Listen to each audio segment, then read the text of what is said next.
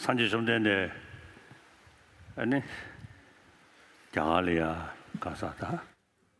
전제. 아니 산지 최대니. It's been since the Buddha came to India and gave his teaching, the teaching spread to many different countries. And in Asia, although the different countries in Asia went through lots of difficulties, we have kept our traditional religion for over 1,000 years. So I'd like to thank you. In the past, we didn't have much connection with each other, but in this new century, it has become easier for us to communicate and to connect to each other. And then regarding recently scholars from Sri Lanka, Burma, Korea, Vietnam, Japanese, and so forth, the connection and the between people of these countries, as well as Thailand and so forth, are increasing. And this is very important. We are all followers of the same teacher, one teacher. Regarding the Pali tradition, followers of the Pali tradition, and we share the Vinaya practice with them. And then regarding the Sanskrit, followers of the Sanskrit tradition, we also have the same practice of the perfection of wisdom teachings. So, as followers of the same teacher, the disciples, students of the same teacher, it's very important for us to share our knowledge with one another. And in our great monastic centers of learning, we have started having discussions on the monastic discipline between our tradition and the other monastic Vinaya traditions. So this is very important, Vinaya being the basis of the teaching of the Buddha. In the 1960s, perhaps, when I first visited Singapore and Thailand,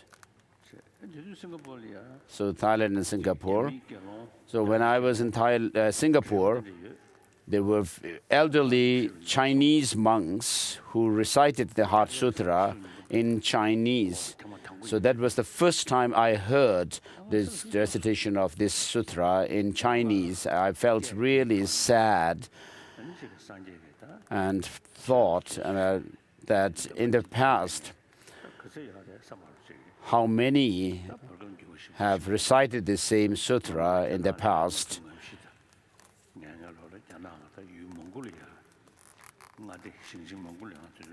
And I visited many different cities and towns in China proper in the past, but there was none who recited the Heart Sutra at that time. So I thought, so despite all the hardships we have faced, we have kept up with our traditional religion, and I would like to thank everyone for that. I prostrate the mother of the old Buddhas of the three times, which is ineffable, the perfection of wisdom, which is inexpressible, inconceivable, and beyond words, which is unborn, unceasing, and in the nature of space.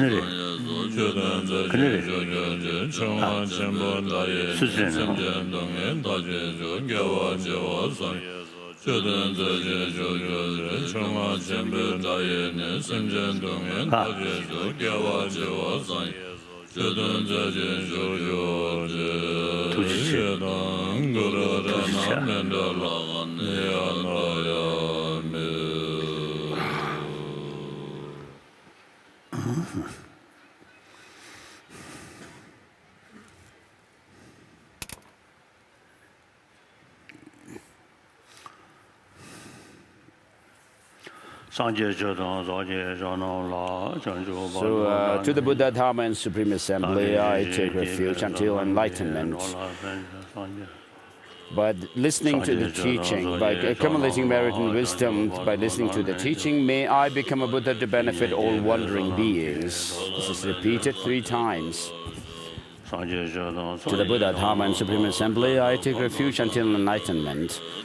By the merit and wisdom gained through listening to the teaching, may I become a Buddha to benefit all sentient beings. I pay homage to the Gautama, who, moved by his compassion, taught the sacred Dharma to rid us of all distorted views.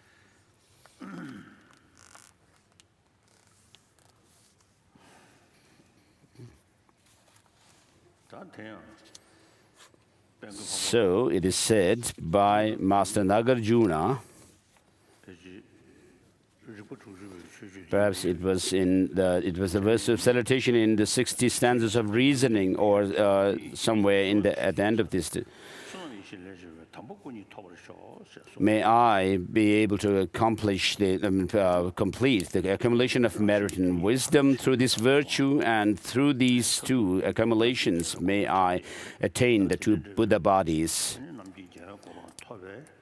And so the goal that we are seeking is the stage of omniscience, the Buddhahood, and the means to reach that is, as we came across in the Bhavanakrama, the stages of meditation, where it said that a result must come from a compatible cause which can give rise to it, and therefore the compounded phenomena, even at the Buddha's level, must come through their compatible causes, just as other effects must come from their compatible causes.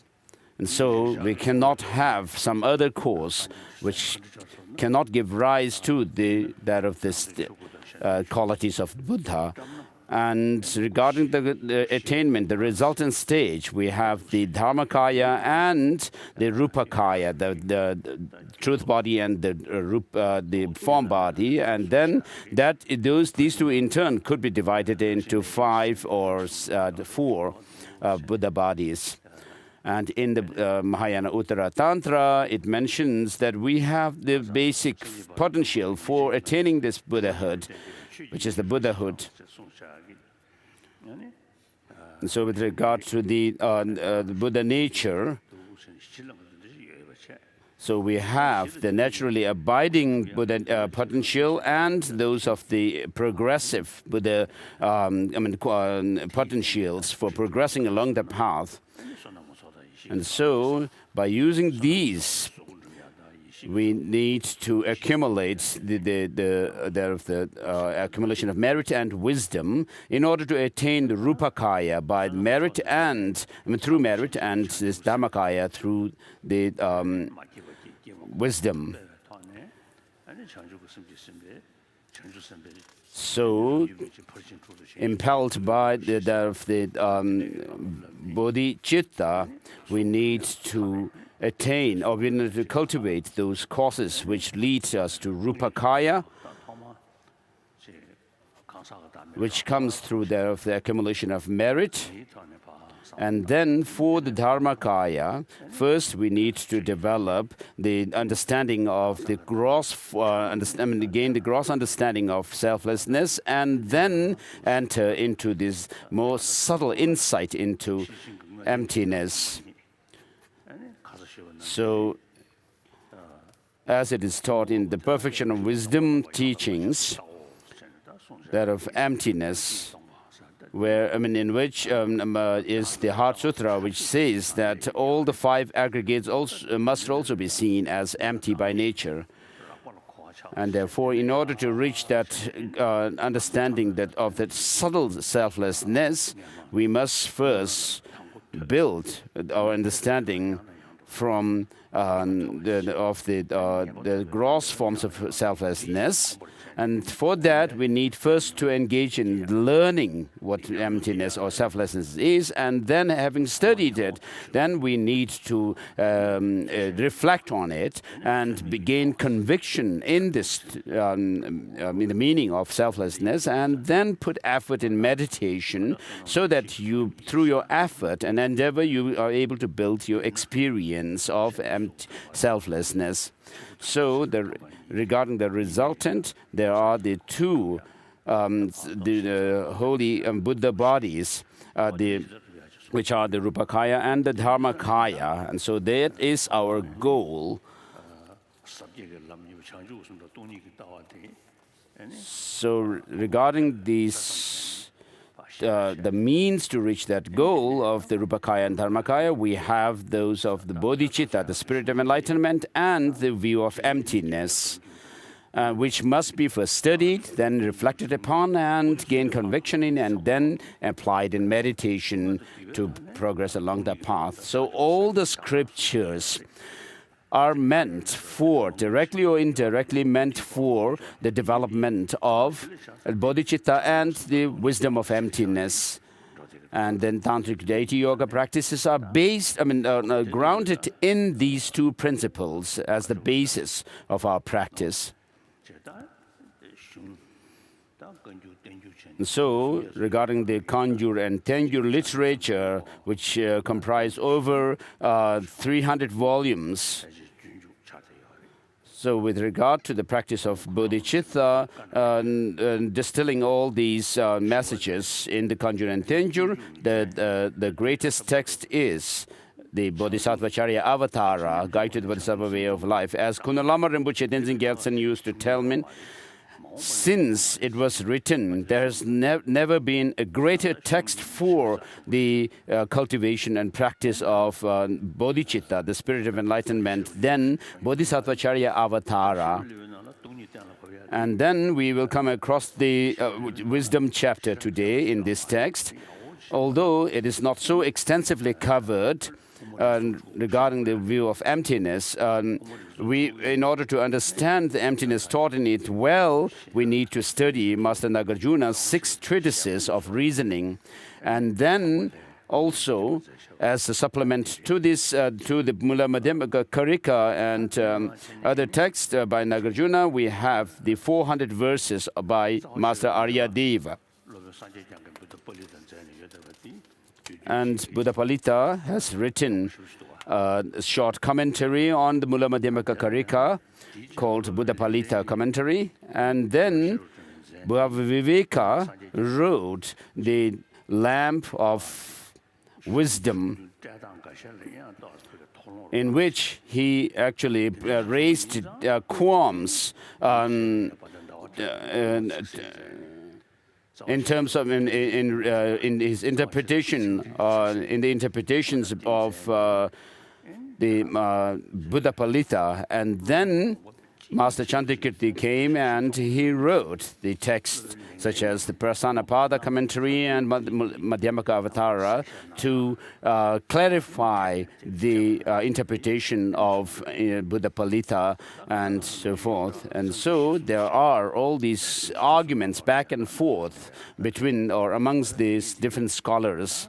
And basically, it is important for us to study Madhyamaka, these three texts, Mula Madhyamaka by then 400 verses, and the Madhyamaka Avatara by Chandrakirti. So without studying the other Madhyamaka texts like these, just by reading and studying the Shantideva's 10th chapter on wisdom will not give you a full understanding of the Madhyamaka view of emptiness. And so, in regarding the teaching of the Guide to a Bodhisattva Way of Life, we are on verse number 153 of the meditation chapter, I think. So, where in this text we came across the seeing the disadvantage of self-cherishing attitude, and now we have come to the point of really piercing through this self-cherishing attitude to destroy it.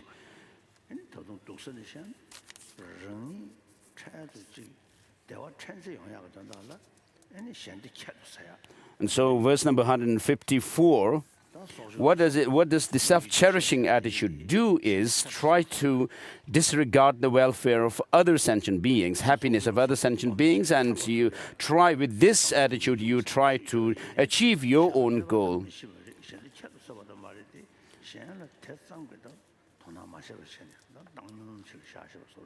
So in the case of those Shravakas and so forth who may not disregard that of the welfare of other sentient beings as such, but they are not so interested to serve, to work for the well-being of others, and therefore, even if they reach their liberation, nirvana, they have not been able to, they are fully accomplish their goal completely. So while we have all the different facilities and conditions, we should be aware that self-cherishing attitude will never bring the full, let us have accomplish our goals fully, but partially. And in the end, it actually causes ruin to the person who is self-cherishing. And therefore, the text says on the third line, 154, for hundreds of times in this cycle of rebirth, he has caused harm to me. So even with regard to the Pratyeka Buddhas and Shravakas, they will reach that of the nirvana, which is by which they are actually fallen in the peace, extreme of peace. So because of desiring to benefit yourself, O mind, all the weariness you have gone through over countless past eons has only succeeded in achieving misery. Therefore, I shall definitely engage myself in working for the benefit of others, for since the words of the mighty ones are infallible, I shall behold its advantage in the future.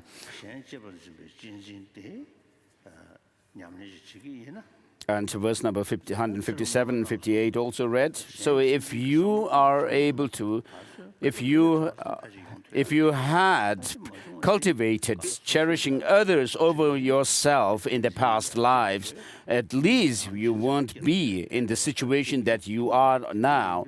But because of being obsessed with self-cherishing attitude and disregarding others' welfare, we are where we are in this pathetic condition. And therefore now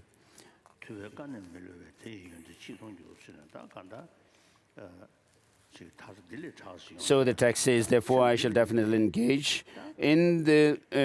myself in working for the benefit of others. For the since the words of the mighty ones are infallible, I shall behold its advantages in the future. So now that you have attained a human life, if you could put all your effort in developing, cherishing others over yourself, in developing this altruistic attitude. If in the past I had practiced this act of exchanging self and others, a situation such as this is devoid of magnificence and bliss of the Buddha could not possibly have come about. Therefore, just as I have come to hold as I these drops of sperms and blood others, likewise through acquaintance I should be also come to regard all others. And then the next verse. So, with short-sightedness and narrow-mindedness and self-cherishing attitude, you should try to see the disadvantage and try to open yourself up to cultivate cherishing others over yourself. So this 160 is actually teaching us how to open ourselves up to cherish others over oneself so that you would be able to cause more happiness for yourself. I'm happy, but others are sad. I'm high, though others are low. I benefit myself, but not others. Why am I not envious of myself? I must separate myself from happiness and take upon myself the suffering of others. Why am I doing this now? In this way, I should examine myself for faults. Although others may do something wrong, I should transform it into a fault of my own. But should I do something even slightly wrong, I shall openly admit it to many people.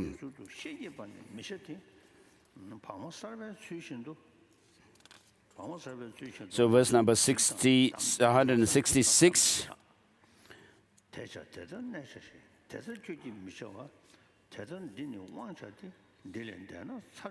I should not be dominating and aggressive. So these are showing the disadvantages of self-cherishing attitude.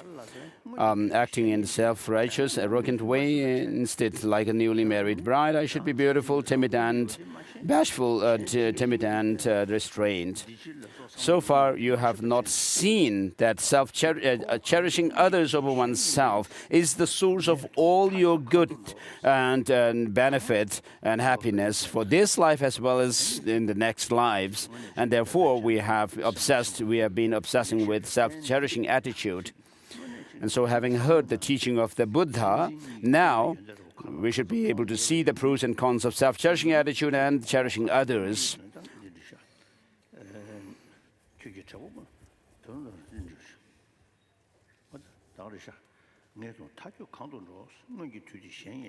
So now I see you, 169 says, now I see your nature and your faults, and wherever you go, I shall destroy your arrogance.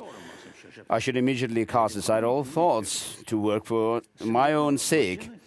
By having sold you to others, I shall not become discouraged, but shall offer up all your strength to others. If, having become unconscientious, I do not give you to all living beings, it is certain that you will deliver me to the guardians of the hells. For ages have you dealt with me like this, and I have suffered long. But now, recalling all my grudges, I shall overcome your selfish thought. Likewise, if I wish to be happy, I should not be happy with myself. And similarly, if I wish to be protected, I should constantly protect all others. To whatever degree I take great care of this body,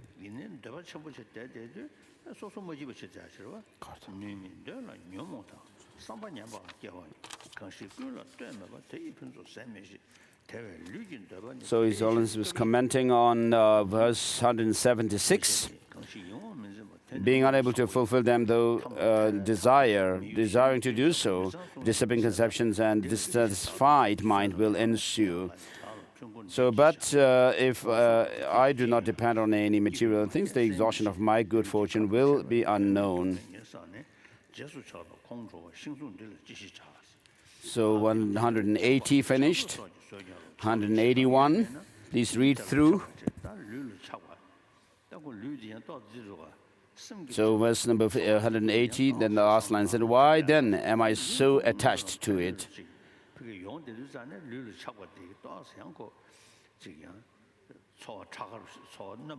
So because this body is so physical, so gross and coarse, we have called this kind of attachment to our body.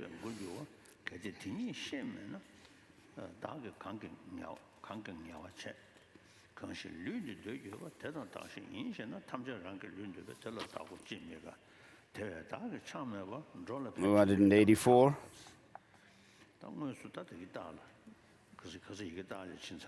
So earlier we came across the point of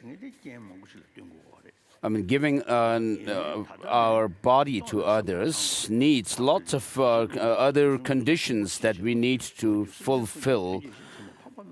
So until then, we do not give our body. Once we have, and therefore what we need to practice is that of the sense of giving to others so that we can overcome the stinginess. And so I should look after it while experiencing the results of my previous actions.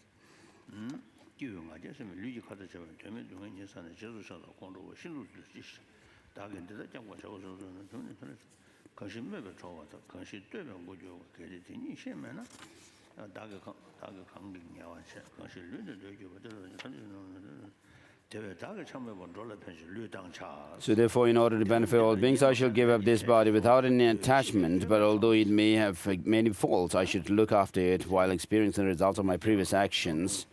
And so next verse shows that we are so short-sighted and narrow-minded, and therefore we only look for this temporary benefit and then satisfied with it.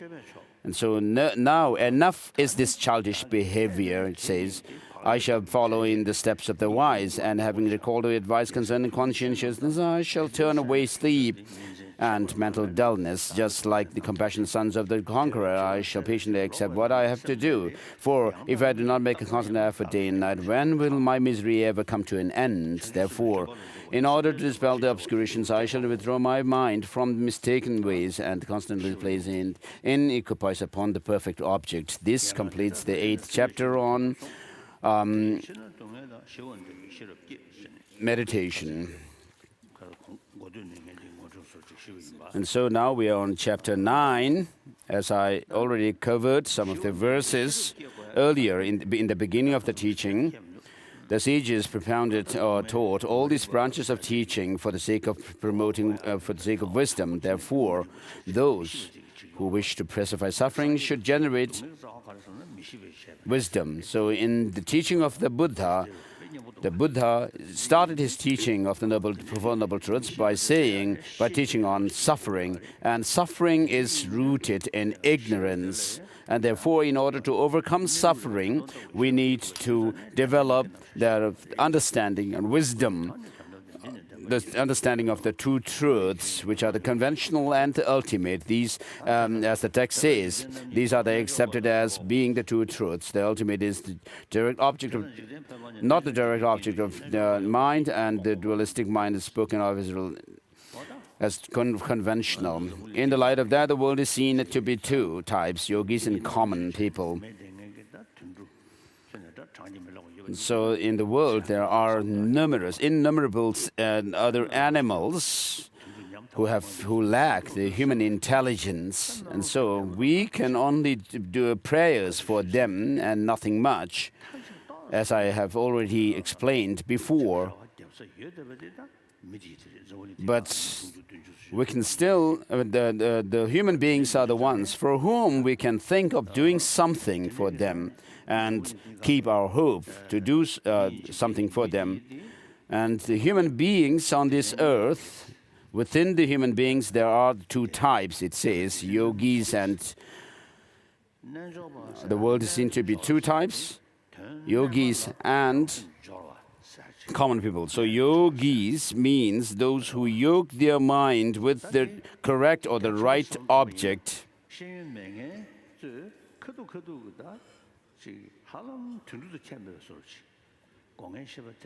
So otherwise, merely getting lost in the pleasures drawn on the basis of sensory experiences are like animals.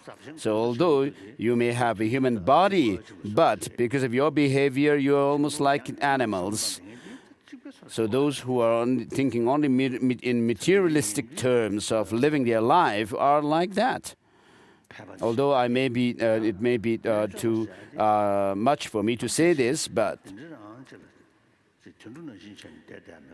so as human beings who have this mind, this intelligence, I mean, we should try not to be like animals, but make this life a meaningful one, and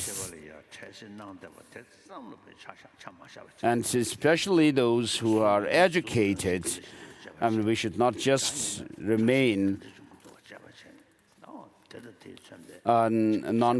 should not remain uncritical, but try to analyze things and see what's the nature of things, how they arise, and so forth. And so the scientists who do this kind of critical analysis into the nature of things and reality could be considered yogis because of this, their critical analysis into the and investigation into the nature of things. Whereas common people who do not do this kind of critical analysis are those considered as common. And so they are, it says, and regarding that the world of common people is undermined by the world of the yogis, because the yogis are those who do analytical analysis and investigation into things. Their mental capacity or mental thinking is higher. And through differences in their intelligence, the views of the yogis too are undermined by progressively higher ones.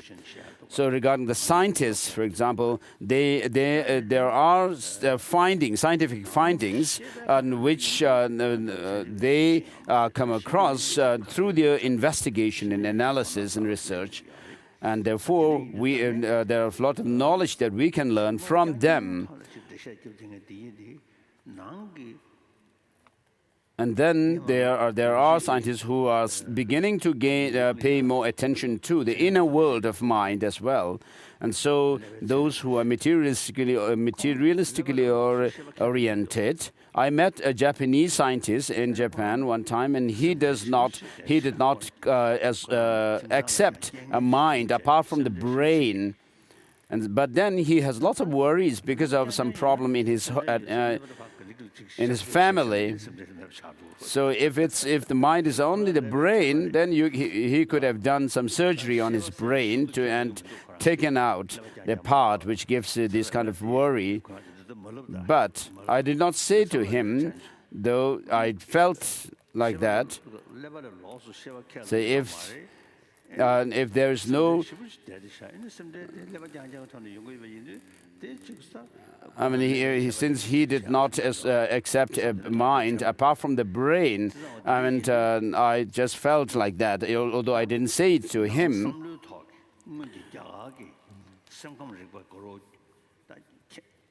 So with regard to the inner world of mind, the ancient Indian psychology could actually undermine the views of the scientists, the modern scientists, with regard to the understanding of the mind.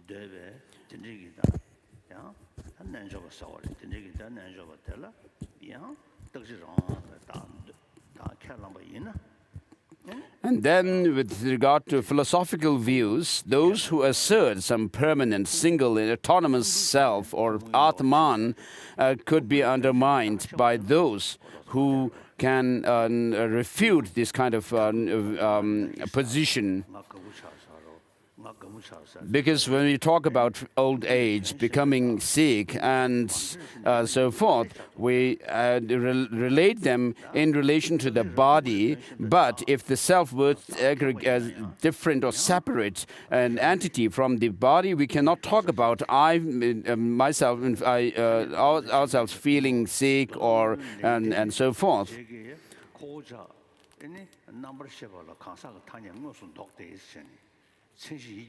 And with regard to another philosophical idea of a self, there are those philosophical schools which assert that the person is not the body, but then some aspect of the mind as the person or the being.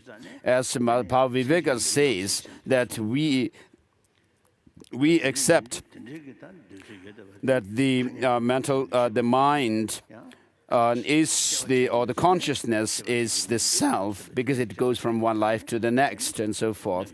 And so these kind of views, I mean, the people who hold these kind of views could be undermined by the ones who reject any objective existence of a self. So in this way, within the philosophical purview, the yogis could, with lower views, could be undermined by the yogis with higher views.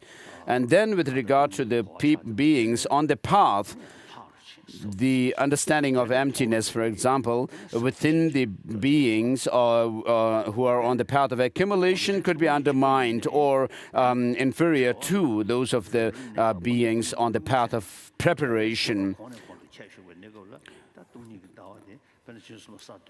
And then within, I mean, the bodhisattvas, for example, on the grounds, bodhisattva grounds, the higher, those on the higher bodhisattva grounds are undermined or by the undermined, the higher ones are undermined the lower ones. So here it is not. I mean, undermining does not refer to using some kind of a weapon like sticks or something like that, but their understanding and their views are undermined through reason.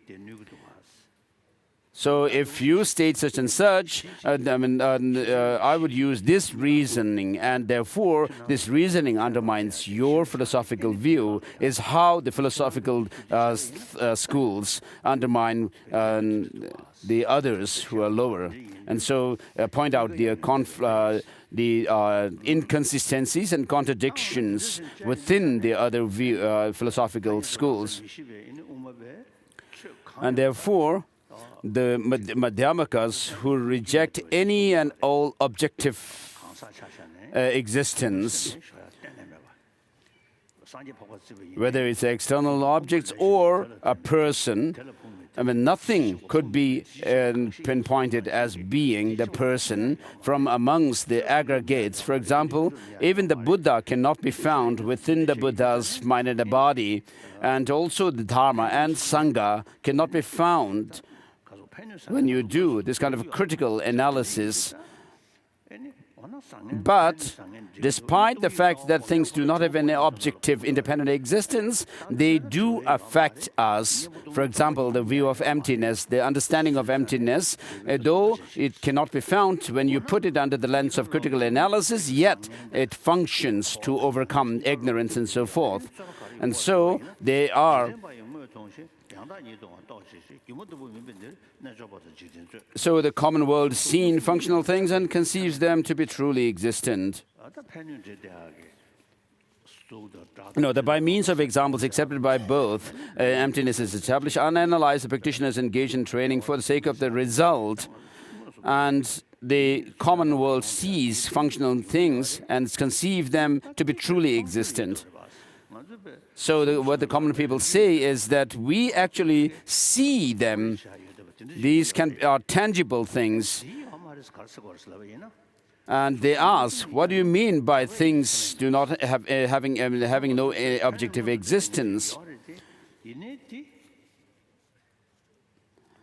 So to this, the text replies, even direct perceptions and forms of form and so on only view conventionalities and are not valid cognitions.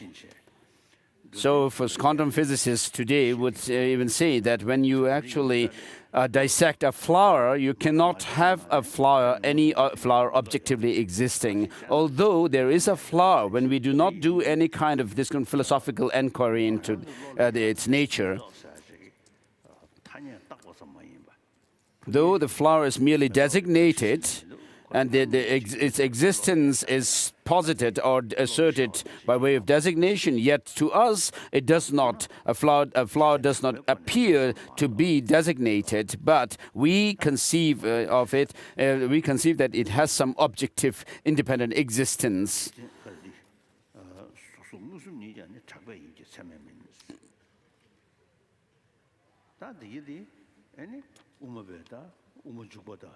So the fact that flower exists and so forth, and flowers and so forth, they exist is by way of convention and not through some valid cognition or. And then, with regard when we talk about emptiness, the object of negation.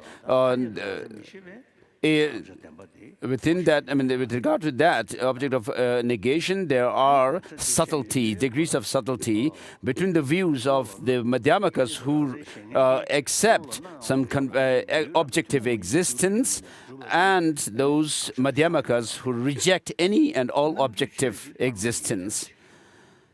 So the former say that things and existence is that. The thing, something exists when there is an object out there and a valid knowledge of that or cognition of it. So together they give the existence or identity of an object, and therefore they say that there is something objectively existing, and things are not merely designated. So of course, when I look at you, the Sangha here and the people here exist. But although things are conventionally existent, and that conventionality cannot be undermined by any other convention as such, yet and also that they are not undermined by any ultimate analysis in the nature of things. But although we can establish things in convention like that, yet when you look at things, they do appear to have some objective existence.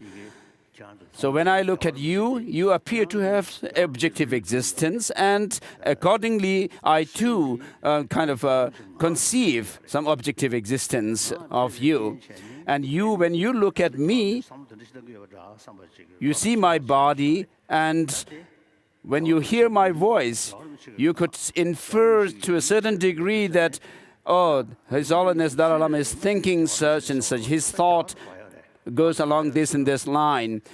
But if you ask where the Dalai Lama is, apart from the body, speech, and the mind, where is the Dalai Lama? And you may point to me, he's up there on the throne, but this is my body that you see.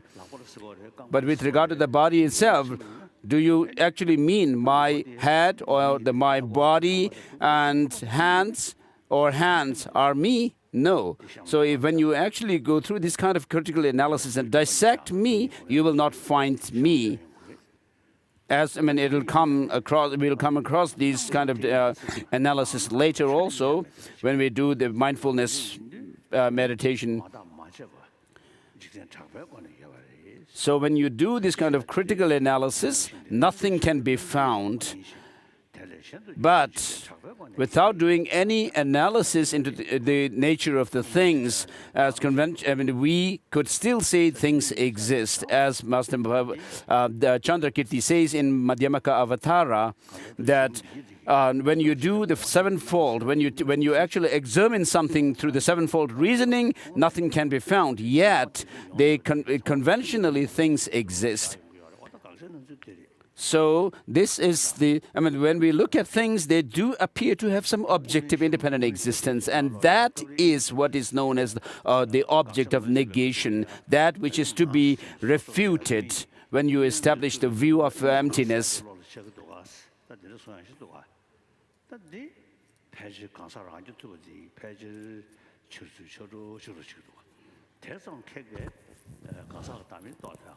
So even Madhyamakas, some Madhyamakas would say that a self or a person does exist, a being does exist, because we have the sense of I, this natural sense of I. And when they say that, they actually are referring to some kind of the self-sufficiently, substantially existent self.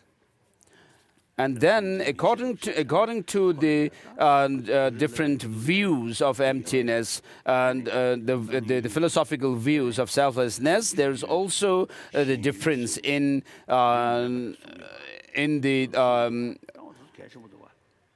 determination of what constitutes valid cognition and whether valid cognition is an error, mistaken, or could be a mistaken cognition or not, and so forth. So, for example, when for the Prasangika Madhyamakas who reject any and all objectification of things and self, they say that when we perceive a color like a blue color or some form, there is a perception of that object, and within that perception, we can say that it is mistaken, but mistaken in terms of the object of negation appearing to it, whereas with regard to the object itself that it perceives, that it sees, the form or the color, it's not mistaken as such. Therefore, you can have a valid cognition.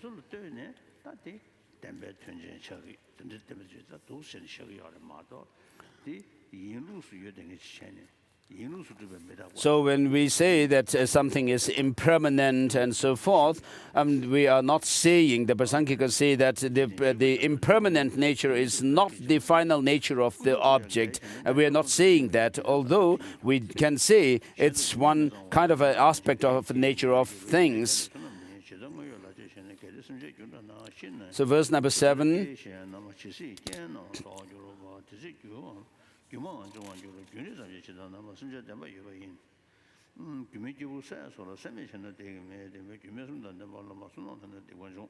So verse number 7, 8, 9, 10, 11, 12.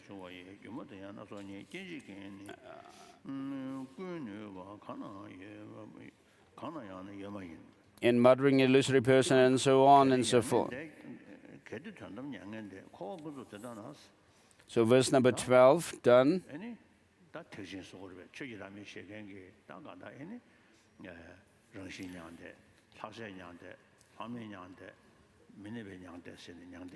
So with regard to the nirvana, there are different types of nirvana that are mentioned in the text. The natural nirvana, which refers to the emptiness of the nature of the mind itself. And because we are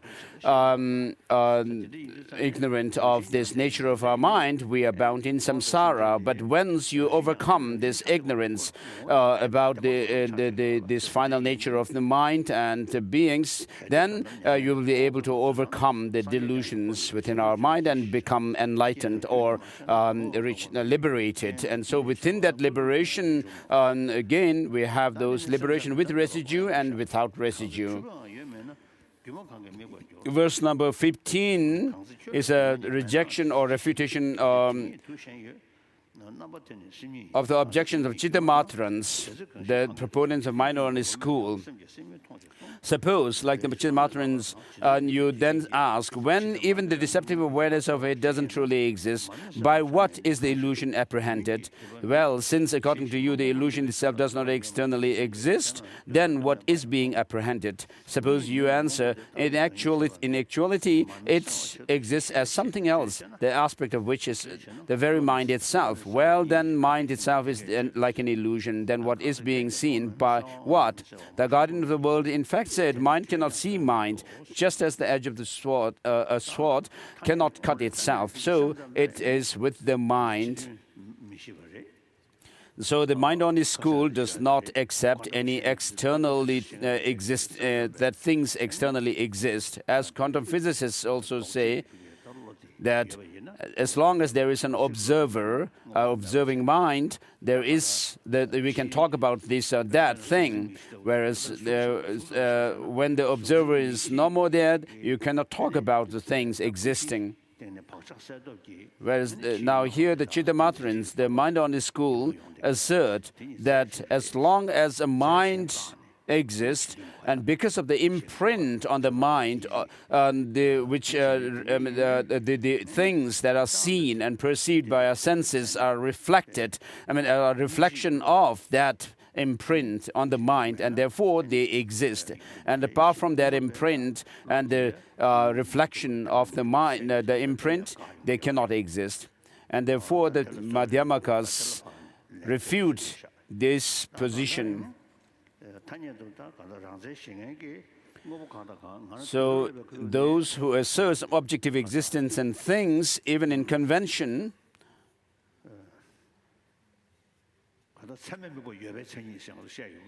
so when we start learning logic in monastic institutions, studying collective topics, the definition of something existing is given as that which is perceived by a valid cognition or valid knowledge.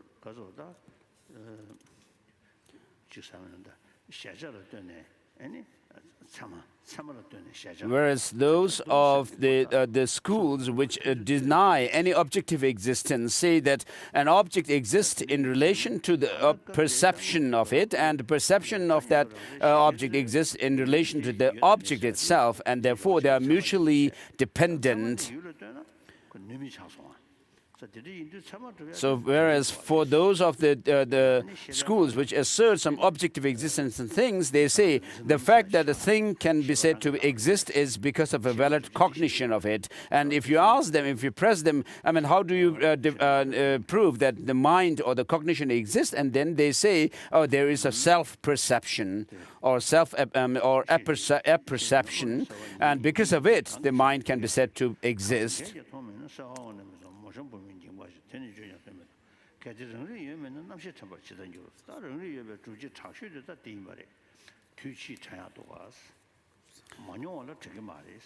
So verse number 23 says, but if a self-cognizing mind does not exist, then how can a consciousness be recalled? And so those who assert the self-cognition or rangrik say that there is a memory of what we have seen and memory of the cognition of a blue color and the object blue. And so they say that on the basis of that memory that they try to prove that there is self-perception.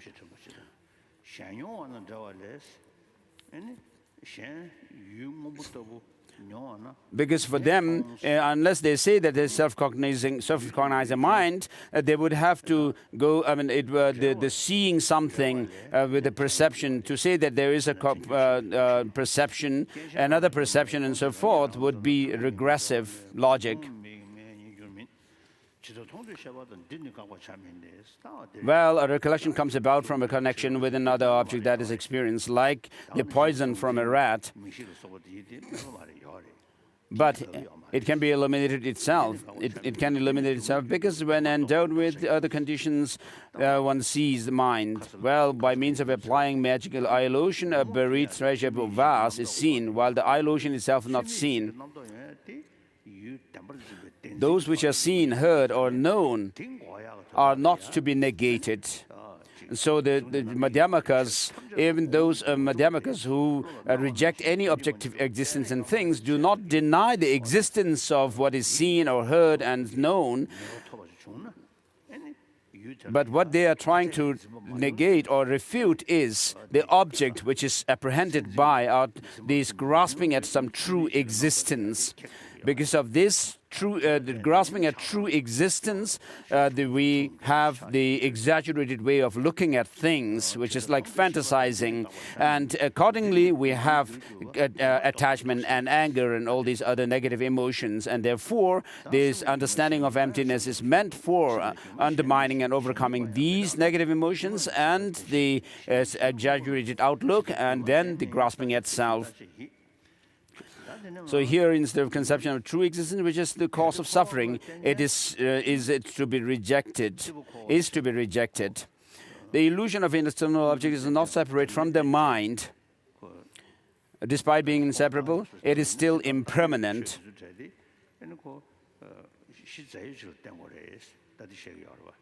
So for those who assert that there is some objective existence, they say that the person is designated, whereas the designation basis of the designation have some substantial existence.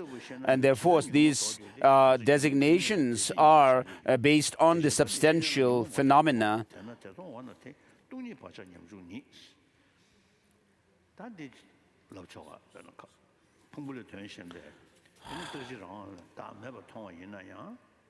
So we are on verse number 31.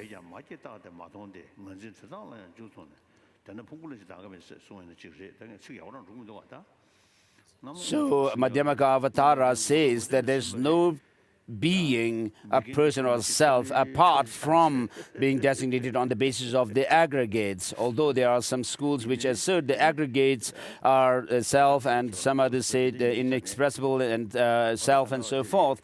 But with regard to this, his inclination towards emptiness is still weak. With regard, in relation to this,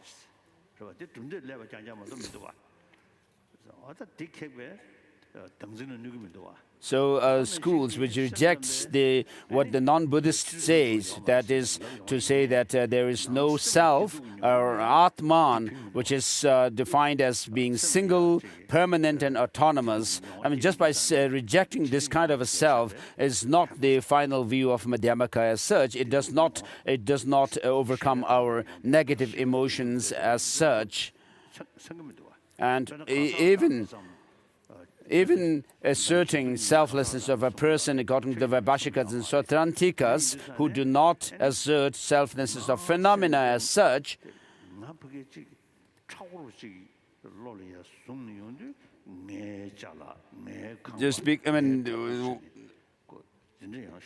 because of some sense of a strong notion of an I, we also feel possessive of things, saying this is mine, this is the mine object, my body, my possession, and so forth. For example, when you see, this is quite clear to us that we have this kind of a sense of a strong attachment when we possess something, because when you see some things in a shop, and if that beautiful thing that you actually have noticed, a beautiful thing or something good that you have noticed in a shop, if it fell down on the floor and broke, you would only feel, oh, how sad. But once you have bought it and then it drops from your hands and it breaks, then you really feel so sad about it. And that is because of the sense of attachment that comes with the possessiveness of the object. And therefore, when you actually understand how things cannot have, similarly, when you find that things have no objective existence, the external existence, but that the mind itself has some substantial existence, that can, to a certain degree, overcome or undermine your attachment and anger towards the objects. And then when you understand that things do not have any objective existence, that in turn undermines your negative emotion to a further degree.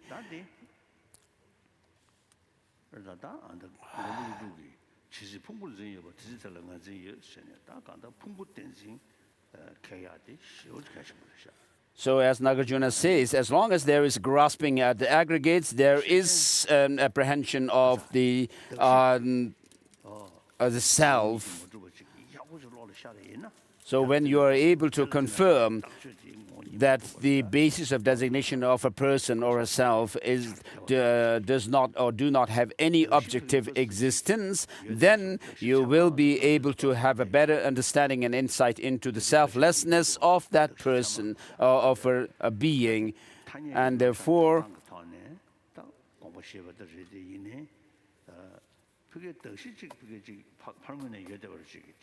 so if you say that there is the object of designation, the object or the basis of designation of a person is validly existent, and that in turn gives some kind of a grasping or in ourselves. And so we must destroy all objectification.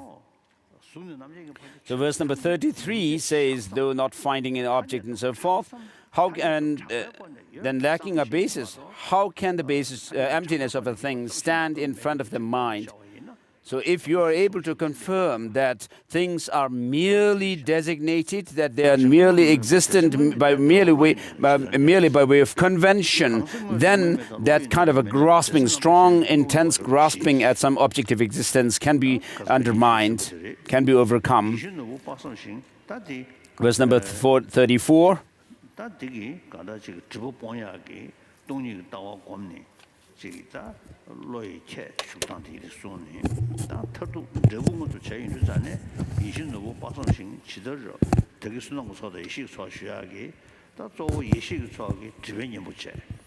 So from the two accumulations, usually the accumulations of the merit actually act as the main causes to eliminate the obscurations, and the accumulations of the wisdom act as the main causes to eliminate the obscurations, the latence of those obscurations.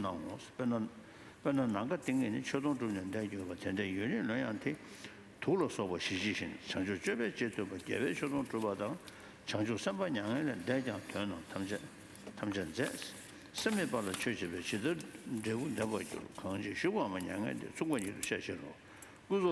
we're in verse number 38. How can offerings made to something lacking a mind give rise to results? Because whether he is alive or has already passed into nirvana.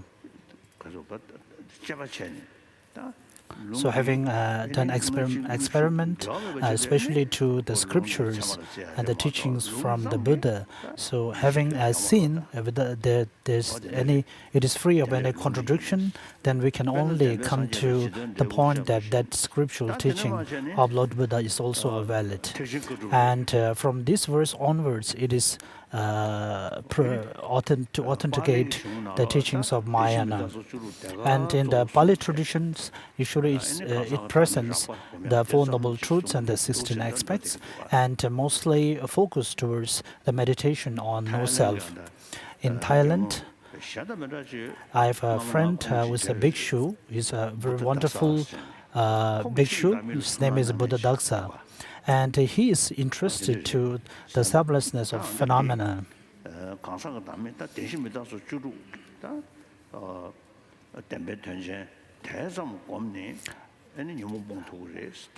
So these schools assert that it is not necessary to meditate on the selflessness of phenomena. So merely by meditating on selflessness of the person, so one will be able to attain the liberation. So this is from verse number 40. But since liberation occurs through seeing the truth, suppose like the Hinayana standard holders, you then object, but since liberation occurs through seeing the Four Noble Truths, what is the use of seeing emptiness?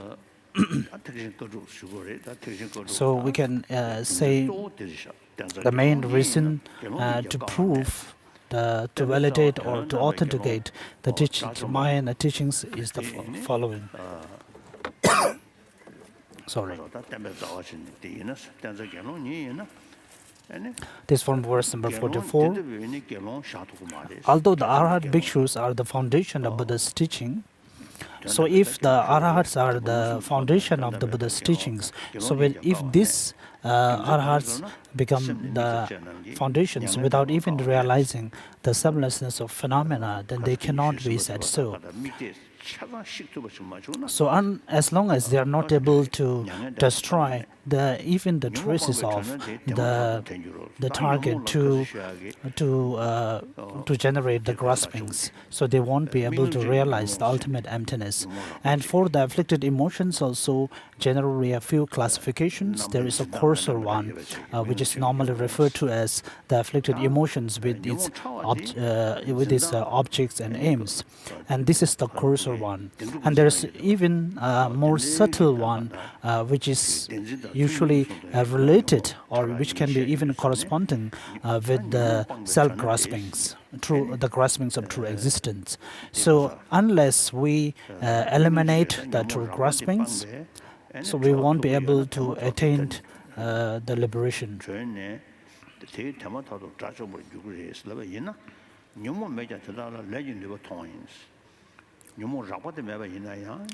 So this is another the counter debate coming from the Chittamatra school, that even though these arahats do not have those kind of afflicted emotions, but due to the karma that they will be reborn to the samsara. So then the Madhyamika school put forward the argument that so these afflicted emotions is of course not the one that belongs to the coarser, but it is the even subtler one, which is linked to the self-grasping, the grasping of true existence. So the verse number 48, ultimately it says this: therefore one need to meditate on emptiness, as the emptiness is coming from the Madhyamika Prasangika school. Verse number 49, if you accept as spoken by the Buddha any speech that has been included in the sutras, then why not accept the Mahayana sutras, which for the most part are equivalent to your sutras? And the view of emptiness, and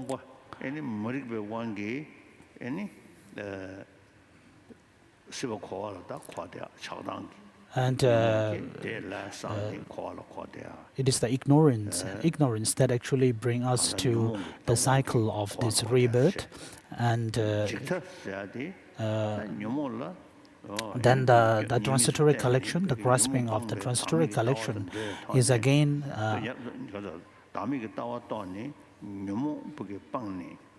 can be also eliminated once you realize the no-self. So even you attain liberation and also eliminated all the transitory collections, the grasping of the transitory collections, still you can fall on one side and merely admiring for the peace. And Nagarjuna presents in the fundamental wisdom in the 24th chapter, where there is the critics coming from the true existence, the proponents of the true existence, that you are falling on the one side. And in order, when the Madhyamika school explains that, so you haven't understood the purpose of the emptiness. You haven't understand the meaning of the emptiness. So when we speak about the meaning here, so emptiness do have a connotation that has the potentiality, once understand it, has the potentiality to even destroy even its aims or any objects. And as Nagarjuna says that since every phenomena is merely by designation, so therefore this is the true emptiness, and it is also the teachings of the Tibetan origination. And the one having seen the Tibetan originations, so through this we will be able to eliminate suffering, and with that we will be also able to eliminate the origin and attain the cessation and the path and so on. So here So when we speak about the suchness, so the suchness is actually spoken by everyone, even the Chittamatra schools, but we have to speak here the suchness pertaining to the Tibetan origination. So here, this suchness of the Tibetan origination is extraordinary presentation coming from middle way philosophy, which is the free of all the four mode of existence, which cannot be refuted by any of those reasonings. And when we speak about the Tibetan origination, so the first category is the Tibetan origination of cause and effect. Then there is Tibetan origination of part and whole, and ultimately it is the Tibetan origination of mere designation. So this is the three categories. So first, due to the cause and effect, first we can generate understanding of the Four Noble Truths, the truth of suffering, truth of origin, and so on. And the third category actually give us a complete understanding about the truth of cessation, which is the third noble truth. So by the power or the teaching of the Tibetan origination, it has the capacity to dispel the both extremism. So even falling on nihilism and extremism. So as all the things are by nature Tibetan arising, so therefore they do not have an absolute entity. So this is very effective in eliminating the extremisms. And one of the Tibetan scholars, when they explains the meaning of Tibetan origination, the Tibetan term, Tenjung, so they have composed a very beautiful verse, which presents this meaning very beautifully.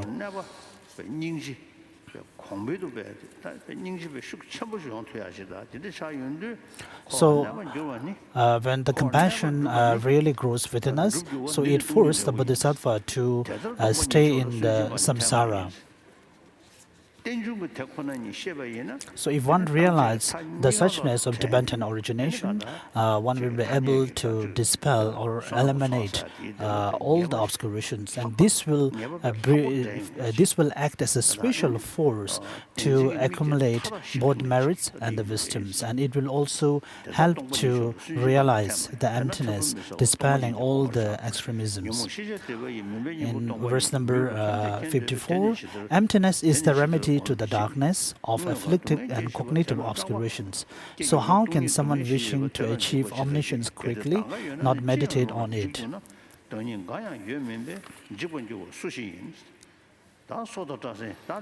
It's a verse number 56.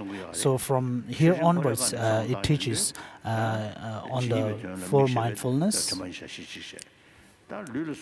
And one way of presentation is to keep the body and the consciousness and those things as the basis of the emptiness, and then presents the teaching on four mindfulness.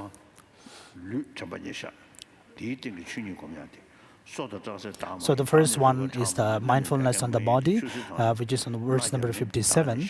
Teeth, hair, and nails are not a self, nor is self the bones or blood. Self is neither moisture nor phlegm, nor is self lymph or pus. Self is not fat nor sweat, neither is self the lungs nor liver. As Nagarjuna presents in the Precious Garland, that not even the five sensory, but even our mental thought cannot be the point of reference of the self. So he refutes the presentation of the Bhava Viveka that the consciousness is the point of reference of the self. So the main example or the point of reference of the self cannot be found if you search for it. So it is merely designated. So here the term mere has a special connotation. So the self is like a demon, and the following verses tell us that if the self cannot be found, then what is the self? And the self is merely designated on its aggregates. So even Chittamatra schools, the mindfulness schools, even accept that. They also present the teachings on, they also accept the no self, but But when it comes to the self as something rely upon its aggregates, so here comes the huge difference in determining the subtlety of how the self relies upon its aggregates. And from now onwards, it is how to refute the assertions that is coming from non-Buddhist. It's from verse number 60. And if the mind perceiving sound were permanent, as some just assert, the sound will be cognized at all times. But what is the cognized when bereft of an object to be cognized? By what means could it be called a cognizer? So from this onwards, all the verses are dealing with the refuting the assertions of Samkhya school. Sorry. Verse number 66. Suppose you explain, but its other modes of perceptions are not true, then please describe its own innate nature. Suppose you answer it is a cognizer. Well, then absurdly it will follow that all persons are one.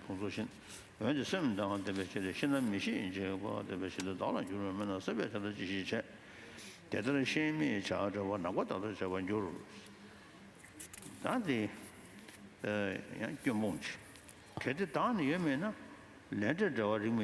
in verse number 70, it's again a critics coming from the Samkhya schools that if there is not an independent self, then there cannot be a person who actually engages in the actions, and that they can also generate the karmas. So the person that actually engage in the actions and the one who bear the fruits cannot be different from each other.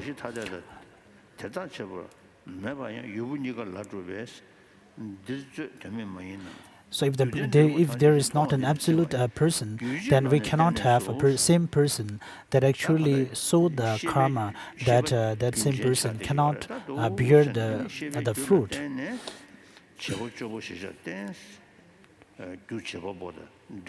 So when answering, the Middle Way school says that it is only through the continuity of the mind, continuity of the consciousness that I experience. So even though it may be two different things. And then what about the consciousness, whether it is the person or not? Then one section of the Chittamatra school accepts 6 consciousness, and one accepts 8 consciousness. So even from the Tantra and the Great Completion, when it comes to the Great Completion, of course there is a reference to the 8 consciousness, but it is quite different. Verse number 73, the past and the future minds. So the past mind has already ceased, and the future is yet arrived. And so what about the present? So the present mind has to be the point of reference of the self. Sorry.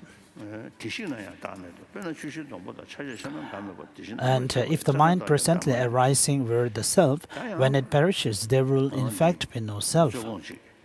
Then there is another critic on coming from the Samkhya school on verse number 75. Suppose you ask, if sentient beings do not exist, toward whom could one generate compassion? And in many of the Madhyamika texts, that the person exists only by popularity or by designation.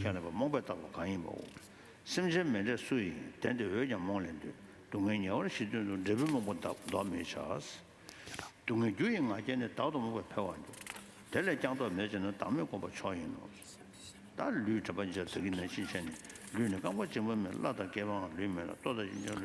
we're reading from verse number 77. Because arrogance misconceives the nature of self, suffering increases. You say, but that cannot be undermined. Well, then it is best to meditate on selflessness.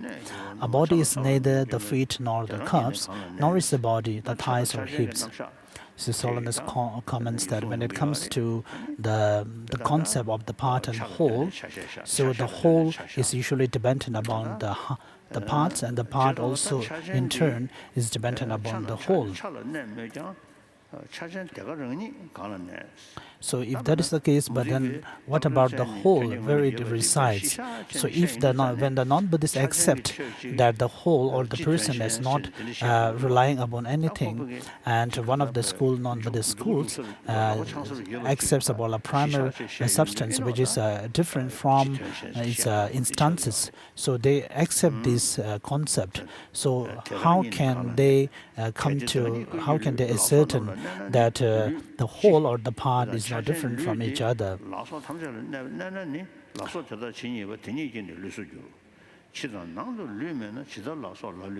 In verse number 82, so following verses where the critics, an answer to refuting the critics coming from the Samkhya school.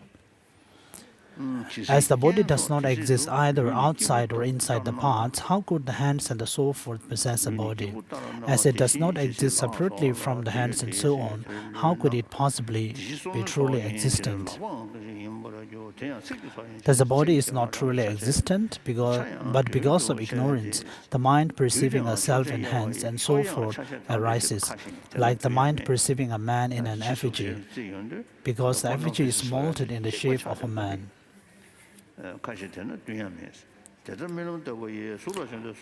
And the verse number 88, from here presents the selflessness of phenomena in relation to close placement of mindfulness on feeling.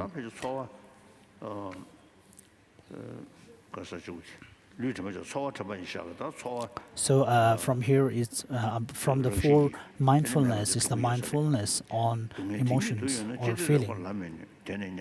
If suffering was absolute by nature, why does it not undermine our extreme joy?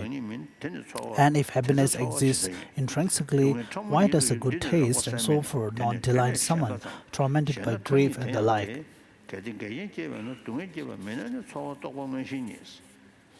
So the verse number 91 reads that, so if when the suffering, unpleasant feeling comes, so if the pleasant feeling has to recede or cease, then the unpleasant feeling and the pleasant feeling has to be the cause of the arising of the another one. So next is the touch. So in order to generate any kind of a feeling, whether it's a pleasant or unpleasant, first we need to have a contact with that object or the persons. So the contact can be through the faculties, the eye faculties and the other sense faculties and so on. And the verse number 94, yet there cannot be penetration of a particle by a particle. They have no empty space and they are of uniform size. When there is no penetration, there is no commingling, and when there is no commingling, there is no meeting.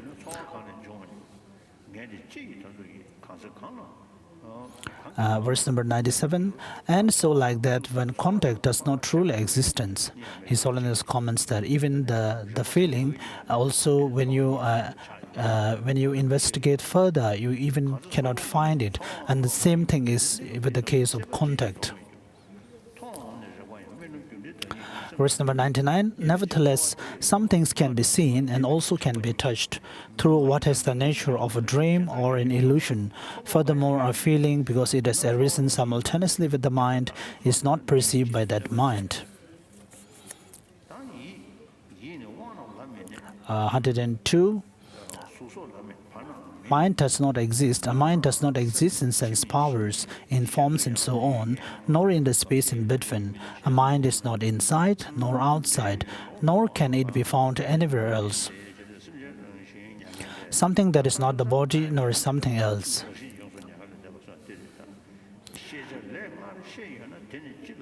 Neither commingled nor separate in any way, is not a thing at all. Because of that, sentient beings are released in the natural nirvana.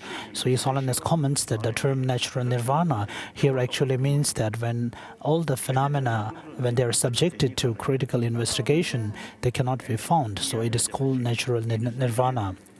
So since things cannot be found when they are subjected to critical investigation, then how can you also come to the conclusion that there is a thing called conventional phenomena? And so for the the conventional phenomena, so the term conventional, we have a few different variations for that. So the conventional phenomena is a bit different. So it does mean something truth towards that mind. And that mind here is also a specific mind, which is the grasping of the true existence. So the conventional truth, so here the conventional again is only truth in the sense of the grasping of the true existence.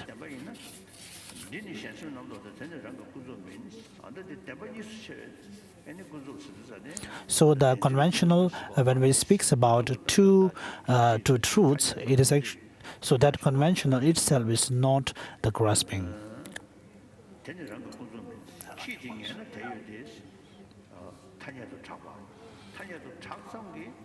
So for the things to exist, it has to be conventionally known. So merely by conventionally known does not make the thing existent. For example, a horn or a rabbit can also be an existent in that case.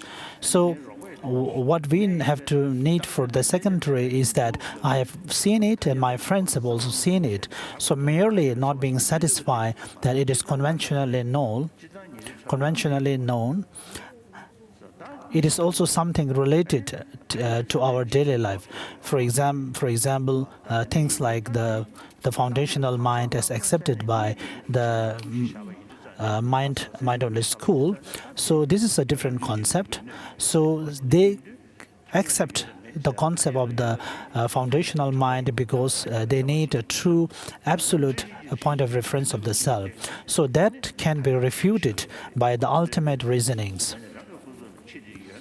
So every kind of phenomena, in order to prove its existence, it has to be conventionally known, and it cannot be refuted by another conventional valid cognitions, nor by an ultimate valid cognition.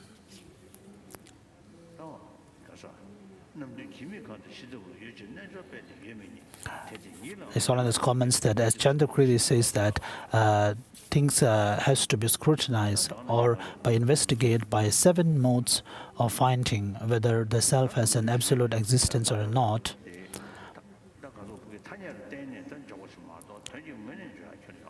So they can be only established merely by conventions, but not by absolute.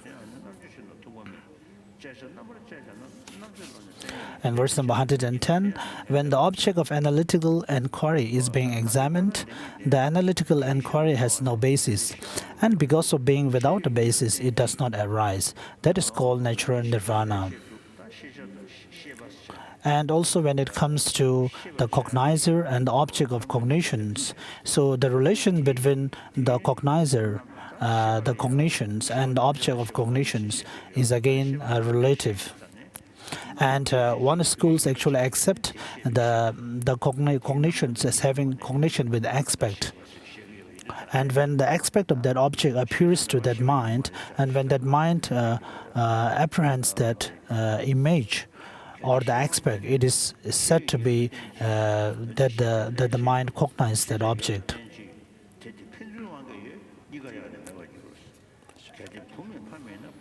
Verse number 113, for example, if a man without a child is not a father, then by whom is a child served?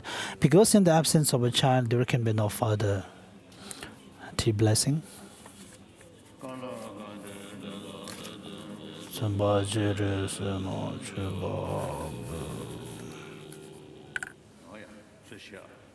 So please, so I will continue to read.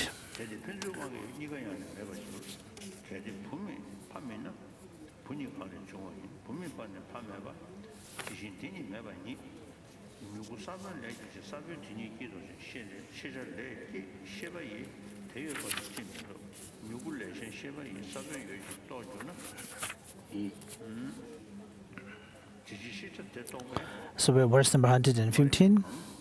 Well, if the seed is realized by a cognition different from the sprout, by what reasoning is the true existence of the cognition, which is inferred through its apprehension of an object established?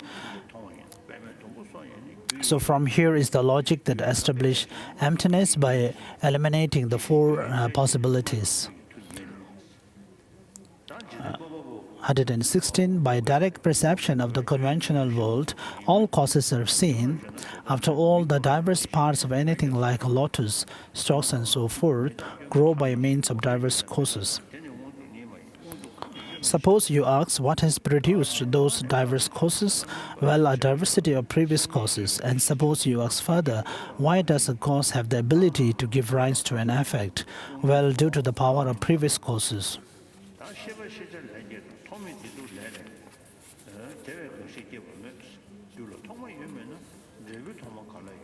Verse number 123.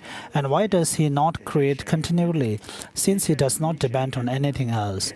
If nothing exists that was not created by him, on what does he depend in order to create? If the creation depends on other conditions, the collections of the conditions would be the cause and not Ishvara. For when the conditions are gathered, no power can impede the creation. And this is the assertions of the non-Buddhist schools which accept Ishvara as the creator. And if the powerful Lord Shiva, Ishvara, must create, lacking a wish to create, it absolutely follows that he is under the compulsion of something else. What if creation is done when he wants? Then he is under the power of want. And this non-Buddhist school actually accept the world of with the person with 9 different qualities, and the 3 of them being the pleasant, unpleasant, and the neuter. Verse number 130. If functional things are of the nature of their causes, well, have not functional things already been analyzed? In any case, the causes for you are the very pleasure and so on, but cotton clothing and the like do not arise from those. And pleasure and so on arise from cotton clothing and the like. Then since these do not exist, pleasure and so on do not exist. Moreover, even the permanence of pleasure and so on has never been seen.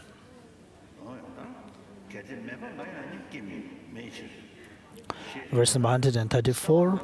And if the gross manifest state is not different from pleasure, then the manifest pleasure is impermanent. So this verse actually tells us about one of the 4 alternatives of the production, which is to be produced by the same cause sharing the same entity.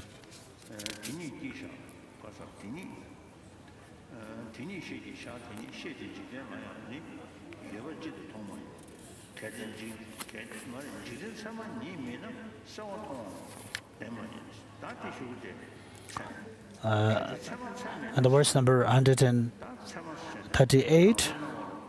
So when we speak about the valid cognizer, so here the valid cognizer has a connotation of observing or cognizing an existent or a phenomena which is characterized by its own features. So when we eliminate the phenomena by having subjected to critical investigations, actually we are trying to eliminate the true existent phenomena. Verse number 141. Therefore, when analyzed in that way, nothing exists ceaselessly. Things do not exist in their conditions, whether individually or collectively. A thing does not emerge from something else, does not abide, nor does it go. So anything viewed as truly existent by ignorance, how is it different from an illusion? So for the reasons of the Tibetan origination, to establish Tibetan originations, so there are a few different reasonings.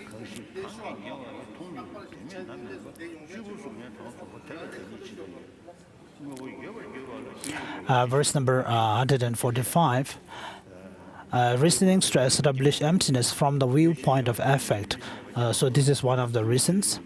I think it has also a reference in the 70 verses by Nagarjuna. For a functional thing that is existent, what need is there for a cause? Then again, if that is not existent, what need is there for a cause? There can be no transformation of a non-existent thing, even by means of 100 million causes. How can a thing in that state of non-existence become an existent thing? But what else could be transformed into functional thing? Since functional things cannot possibly exist at the time of the absence of functional things, when will they come to exist as functional things? Without production of a functional thing, cannot be freed from being a non-functional things. So through these reasons, it examines the reality of the phenomena. So why does the true existence, the main reason the other schools put forward to prove the existence of the true existence is that the things seems to have its own existence, and the main reason was by the cause and effect. So since through the causes, through a solid or absolute causes, so the result happened. So these are the main the reasons that the proponents of the true existence schools, such as Chittamatra schools, put forward that the things do have a true existence because the compounded things by naturally dependent upon a cause and effect, and a cause is usually needs to have a solid or an absolute existence.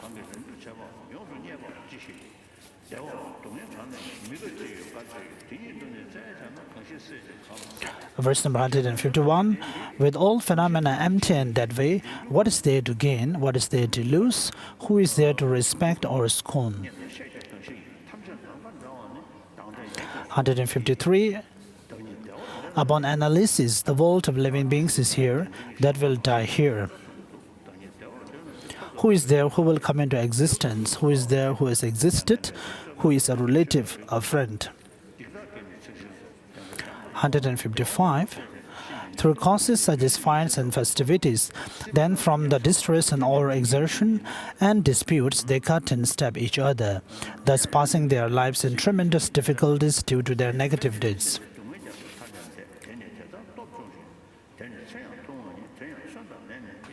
159. There as well with the activities for longevity and health, with hunger and exhaustion, with sleep and harms, and likewise with fruitlessly keeping company with childish people. Life passes quickly and in vain, yet analytical wisdom is so difficult to gain. Furthermore, where is there in samsara a means to eliminate the habituated distractions?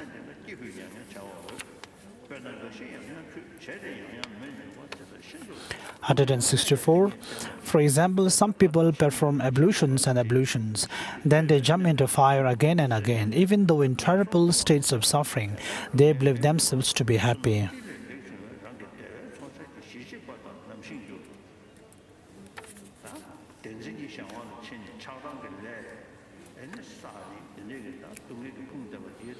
So having under the influence of the grasping of the true existence and having indulged in the attachment to the negative activities for all time, so only through the understanding and the teaching of emptiness can be helpful for these persons.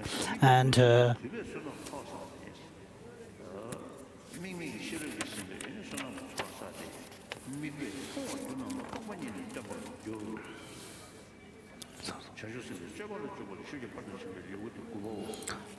so here completes the 9th chapter on wisdom, and as it is end of the supplement to the middle way by Chandakriti.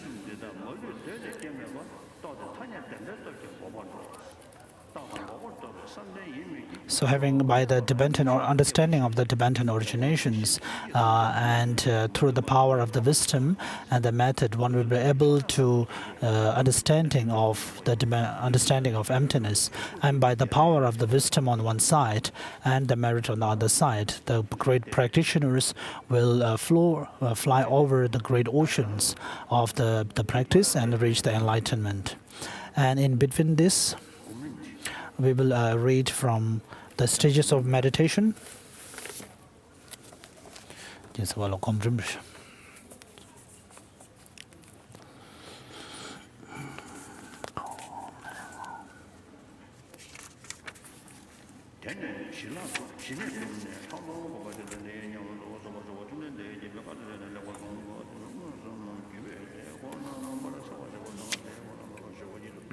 Unifying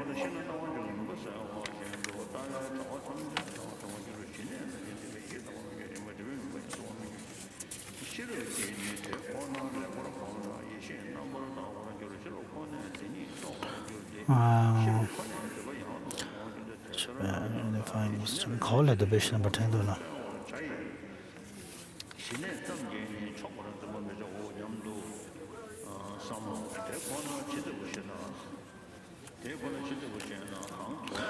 Unifying method and wisdom, when both are equally engaged, keep still effortlessly. So Acharya Kamalashila, he is the student of Shandarakshita who accept the true existence. So therefore, when he speaks about the absence of entity, so whenever he refutes the true existence, when he uses the logical reasonings, he always uses the characteristics of ultimate.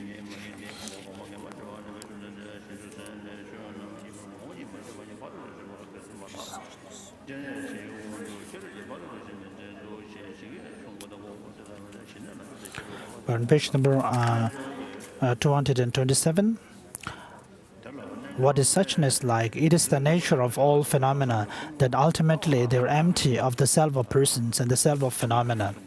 And from here onwards, it actually it presents the meditation on the selflessness of persons.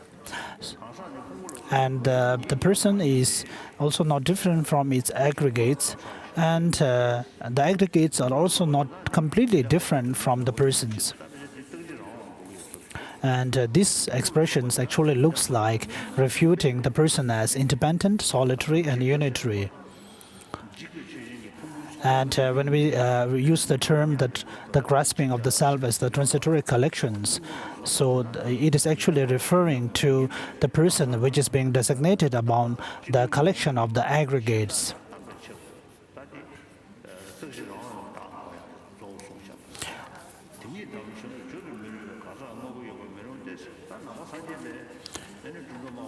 And some of the schools of even in Buddhism, they also most of them do not accept the self is not completely different from the person, from the aggregates, and they are not able to even consider the aggregate itself as the self. So therefore, they say that the self is inexpressible when compared to the aggregates.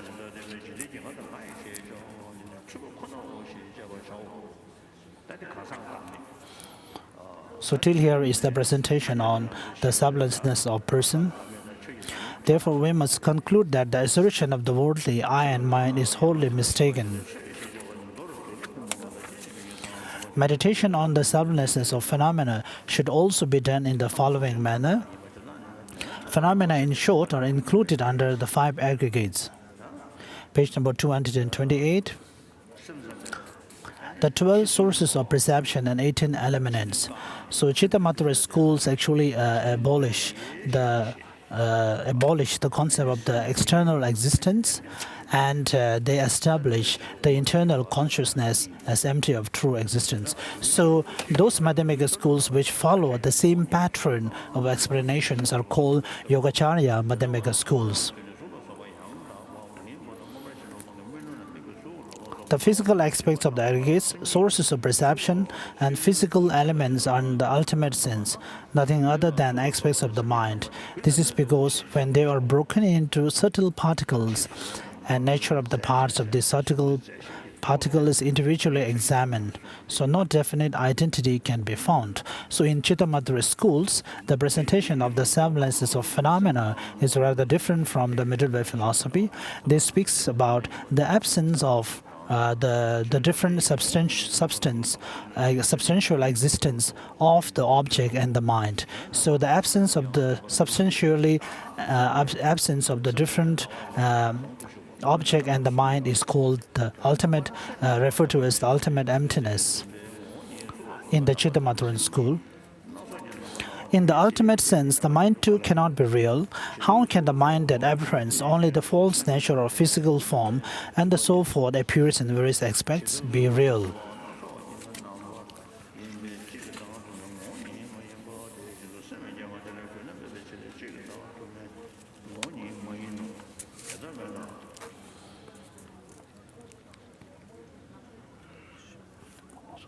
Analyze that just like the mind, the nature of all phenomena too is like an illusion. In this way, when the identity of the mind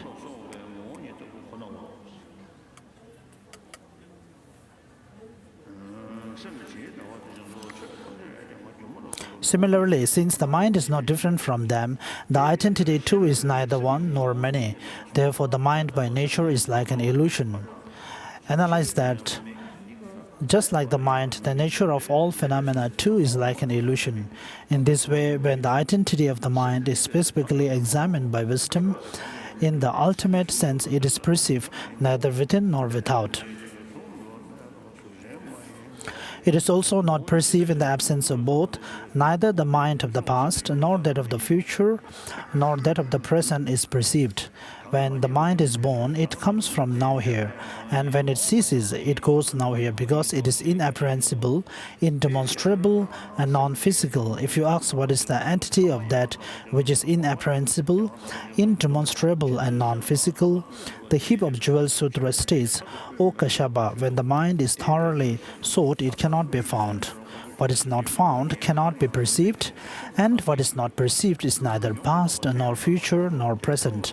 Through such analysis, the beginning of the mind is ultimately not seen, the end of the mind is ultimately not seen, and the middle of the mind is ultimately not seen.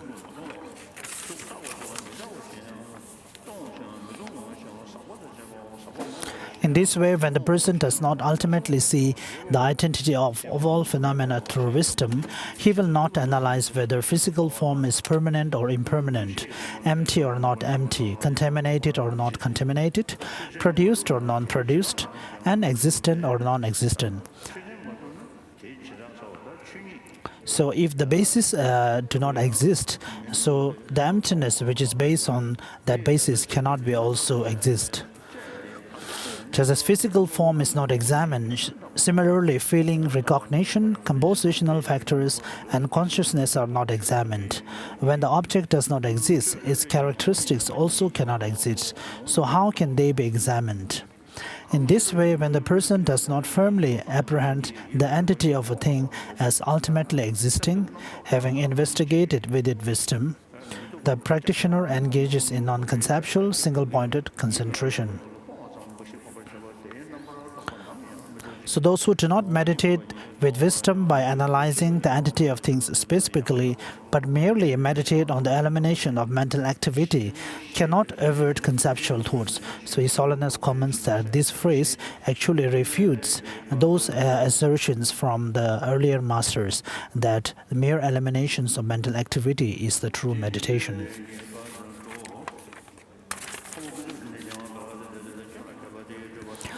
The Cloud of Jewels Sutra also states, one skilled in discerning the false engages in the yoga of meditation on emptiness in order to get rid of all conceptual elaborations. Such a person, due to his repeated meditation on emptiness, when he thoroughly searches for the object and the identity of the object, which delights the mind and distracts it, realizes them to be empty. When that very mind is also examined, it is realized to be empty. When the identity of what is realized by this mind is thoroughly sought, this too is realized as empty.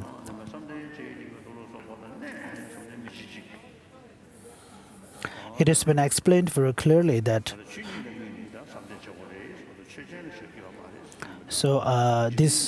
it has been explained very clearly that through mere elimination of mental activity, without examining the identity of things with wisdom, it is not possible to engage in non-conceptual meditation. And His Holiness comments that this verse actually tells us that the concentration has to be realized on meditating on and understanding the emptiness, not focus on the basis. Sorry.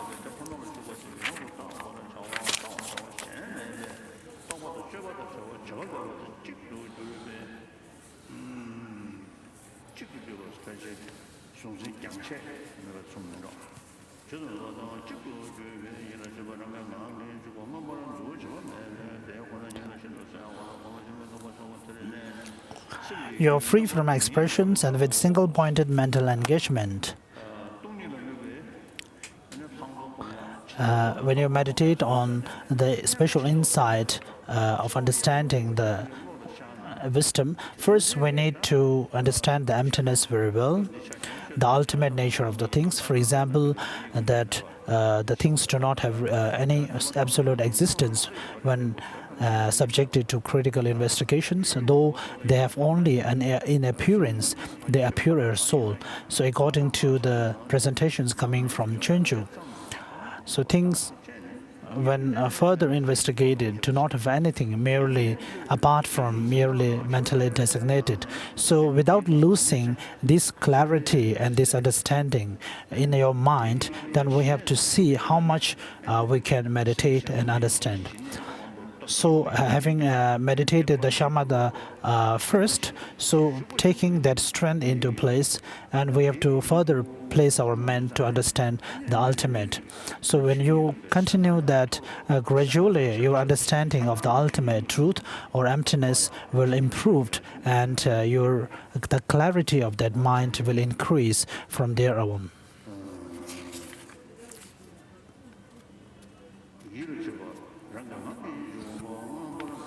You are free from expressions, and with single-pointed mental engagement, you automatically enter into meditation without exertion. Thus, you will clearly meditate on suchness and abide in it. While abiding in that meditation, the continuity of the mind should not be distracted. When the mind is distracted to external objects due to attachment and so forth, such distraction should be noted. Quickly pacify the distraction by meditating on the repulsive aspect of such objects and swiftly replace the mind on suchness.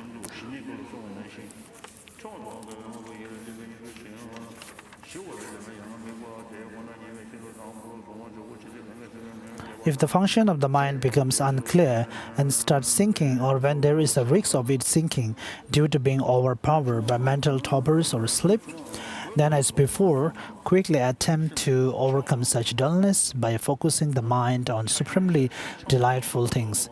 Then object suchness should be held in very tight focus. At times when the mind is observed to be excited or tempted to become distracted by the memory of past events of laughter and play, then as in the earlier cases, pacify the distraction by reflecting on such things as impermanence and so forth, which will have subdued the mind. Then again endeavor to engage the mind on suchness without applying counter forces. If and when the mind spontaneously engages in meditation on suchness, free of sinking and mental agitation, it should be left naturally and your efforts should be relaxed.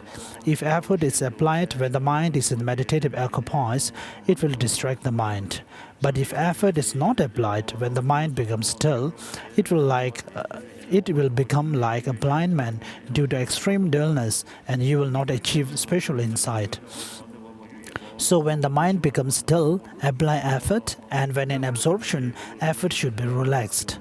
When by meditating on spiritual insight, excessive wisdom is generated and calm abiding is weak, a mind will waver like a butter lamp in the wind, and you will not perceive suchness very clearly.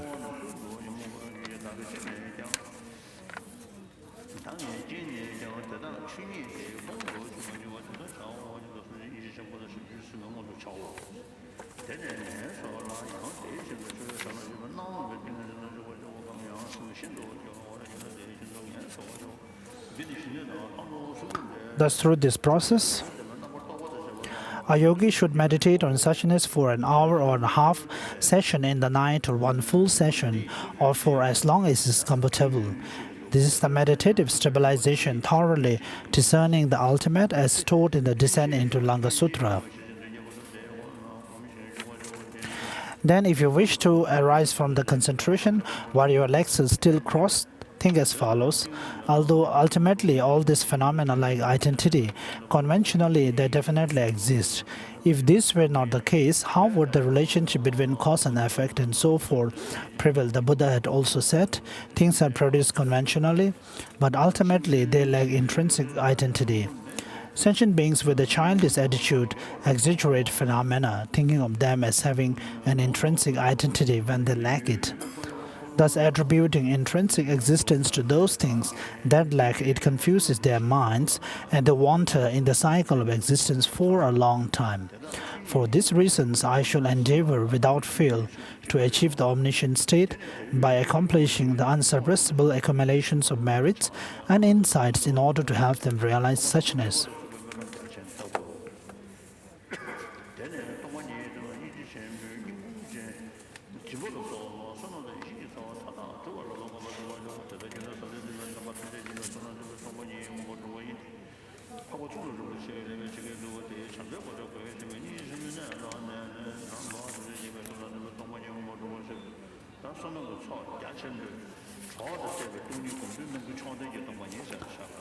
So from here, how to meditate on this.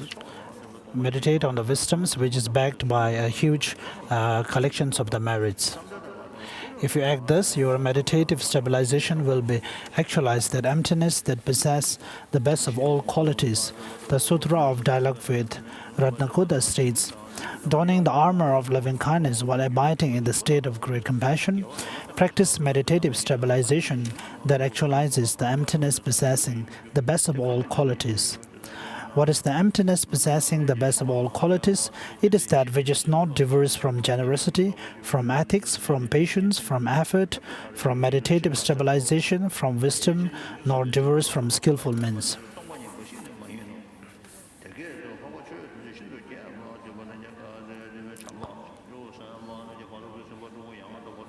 Therefore, bodhisattvas should also cultivate generosity and other skillful means, and not only emptiness. The extensive collection of all quality sutra also says, O Maitreya, bodhisattvas thoroughly accomplish the 6 perfections in order to attain the final fruit of Buddhahood. But to this the foolish respond, bodhisattvas should train only in the perfection of wisdom. What is the need for the rest of the perfections? They repudiate the other perfections. Maitreya, what do you think of this?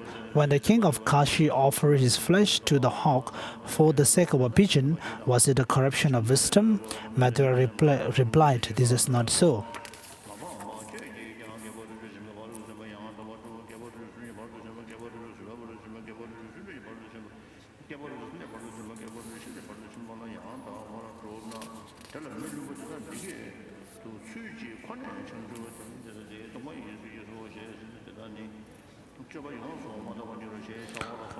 The heel of Gaya hat sutra says, the bodhisattva path in short is twofold. The two are skillful means and the wisdom. The first among the supreme and glorious also says, the perfection of wisdom is the mother, and expertise in skillful means is the father. The Sutra of the teaching of Vimalakriti also says what is bondage for bodhisattvas and what is liberation. Upholding a life in the cycle of existence, devoid of skillful means, is bondage for bodhisattvas, but to lead a life in the cycle of existence with skillful means is liberation. Upholding a life in the cycle of existence devoid of wisdom is bondage for bodhisattvas, but to lead a life in the cycle of existence with wisdom is liberation. Wisdom not conjoined with skillful means is bondage. Wisdom conjoined with skillful means is liberation. Skillful means not conjoined with wisdom is bondage, but skillful means conjoined with the wisdom is liberation. Sorry. If bodhisattvas cultivate mere wisdom, they fall to the nirvana desired by hearers. Thus it is like bondage, and if they cannot achieve non-abiding nirvana. So wisdom separated from skillful means is bondage for bodhisattvas. Therefore, just as a person chilled by the wind seeks the comfort of fire, so bodhisattvas cultivate the wisdom of emptiness along with skillful means to eliminate the wing of wrong view.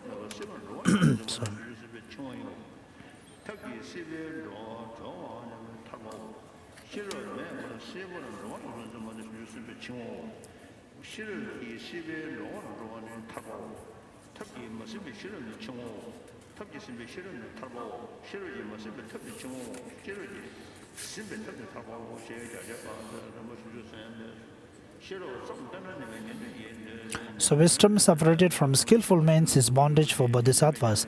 Therefore, just as a person chilled by the wind seeks the comfort of fire, so bodhisattvas cultivate the wisdom of emptiness along with skillful means to eliminate the wing of wrong view. But they do not endeavor to actualize it as the hearers do. The 10 Qualities Sutra says, O child of good family, it is like this. For instance, a person who is thoroughly devoted to fire, who respects it and regards it as guru, will not think, because I respect, honor and venerate fire, I should hold it in my both hands. This is because he realizes that to do so will give him physical pain and cause mental discomfort. Similarly, bodhisattvas also are aware of nirvana, but also do not try to actualize it. This is because they realize that by doing so, one will be turning away from enlightenment. If they rely merely on skillful means, bodhisattvas will not transcend the ordinary level, and thus there will only be bondage. Therefore, they cultivate skillful means along with wisdom. But the power of wisdom, bodhisattvas can transform even the disturbing emotions into nectar, like poison under a tantric spell. There is no need to express the goodness of the generosity and so forth, which leads to naturally elevated states of existence. The heap of jewel states, Kashapa, it is like this, due to the power of mantra and medicine, a poison may not cause death. Similarly, since the disturbing emotions of bodhisattvas are under the power of wisdom, they cannot cause them downfalls. Therefore, due to the power of skillful means, bodhisattvas do not abandon the cycle of existence. They do not fall to nirvana. Due to the power of wisdom, they eliminate all objects misconceived as truly existent, and therefore they do not fall into the cycle of existence. Thus they attain the non-abiding nirvana of Buddhahood alone.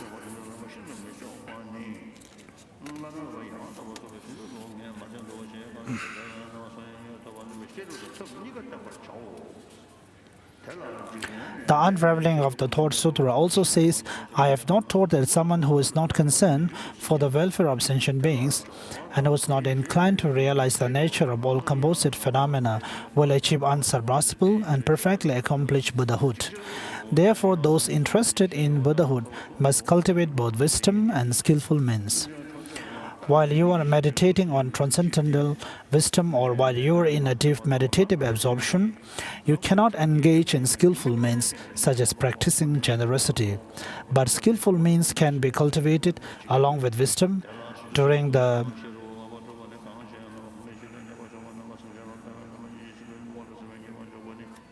preparatory and post-meditative periods. That is the way to engage in wisdom and skillful means simultaneously. Moreover, this is the part of bodhisattvas in which they engage in an integrated practice of wisdom and skillful means. This is cultivating the transcendental path that is thoroughly imbued with great compassion, focusing on all sentient beings. And while practicing skillful means, after arising from meditative absorption, you practice generosity and other skillful means without misconceptions like a magician.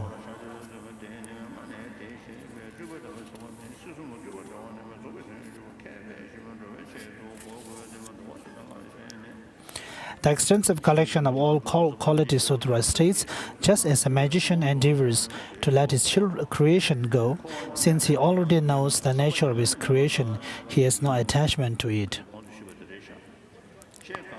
Similarly, the three worlds are like an illusion, which the wise Buddha knew about long before he knew the sentient beings in these three worlds and had undertaken efforts to help them.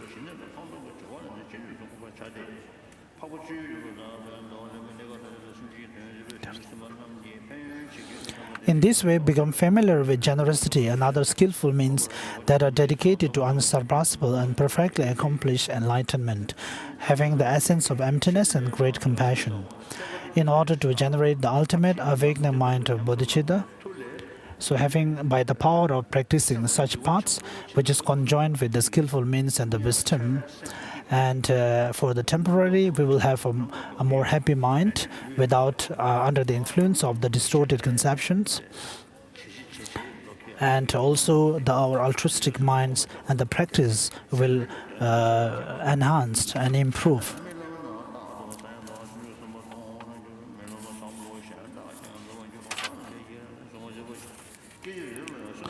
Those who become familiar with compassion, skillful means, and the awakening mind of bodhicitta in this way will undoubtedly excel in this life.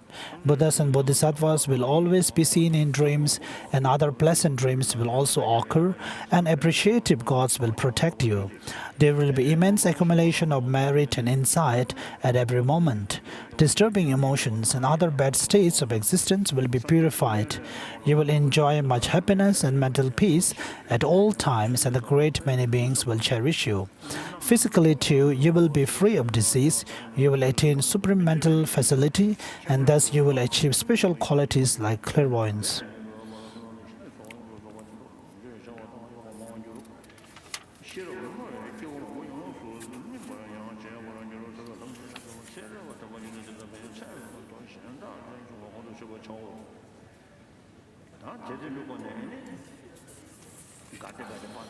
So as it is stated in the Gade Gade Paragade, so the following lines are present in similar to the Heart Sutras mantra. In this way, a person who has entered the first level later on the path of meditation familiarizes himself with the two wisdoms of the transcendental state and the subsequent wisdom in skillful means. In this way, he gradually purifies the subtlest accumulation of obscurations that are the object of purification of the path of meditation. And in order to achieve higher qualities, he thoroughly purifies the lower spiritual levels. All purposes and objectives are completely fulfilled by entering the transcendental wisdom of the Tathagatas and by entering the ocean of omniscience.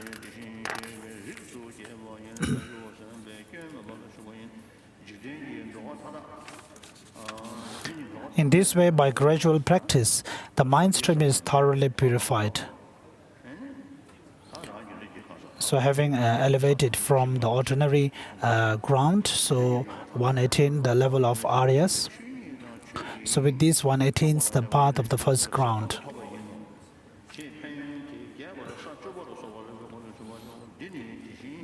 The unraveling of the thought too reads, in order to achieve those higher levels, the mind should be purified just as you refine gold until you realize the unsurpassable and perfectly consummated Buddhahood. Entering the ocean of omniscience, you possess jewel-like qualities to sustain sentient beings. So having attained the first spiritual ground, so we will continue to achieve the following, the second and third and so forth. The individual then becomes the embodiment of compassion, possessing various skillful means that function spontaneously and work in various emanations in the interest of all wandering beings. In addition, all marvelous attributes are perfected with total elimination of all defilements and their latent potential. All Buddhas abide to help every sentient being. Through such realization, generate faith in Buddhas, the source of all wonderful knowledge and qualities. Everyone should endeavor to actualize these qualities.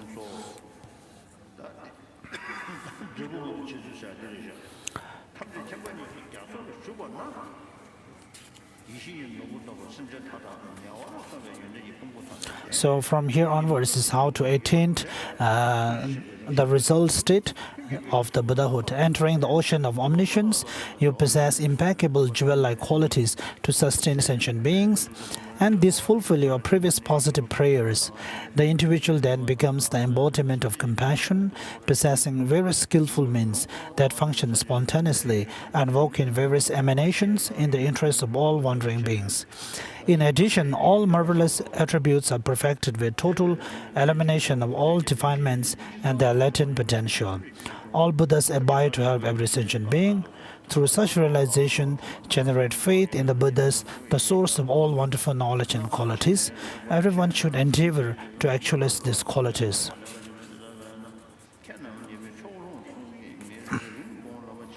The wise distance from jealousy and other sins. Their thirst for knowledge is unquenchable like an ocean.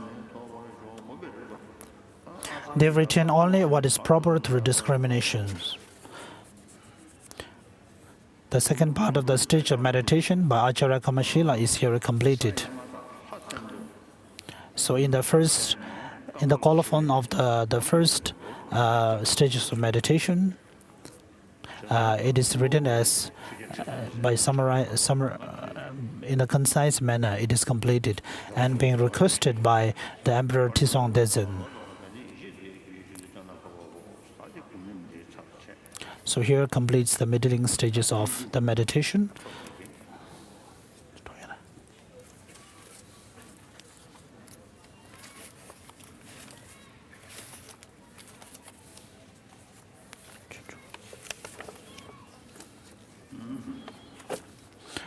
So we will complete the remaining part of the Bodhisattva's way of life. So it's yet to be 3 now.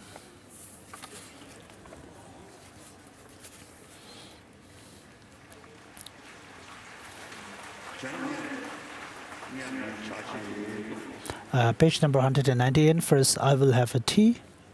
So please look at the page number 198, the 10th chapter of dedication. So the book distributed to you is very tasty. I received transmissions on the Paramita teachings by Genren Temba, and when I request for teachings, sometimes I offer Yeshila some tea, and Rinpoche used to, before tasting the tea, he will take the butter and apply it on his nose, because it is the Tibetan tea. So for sweet tea, there is nothing like this I can do.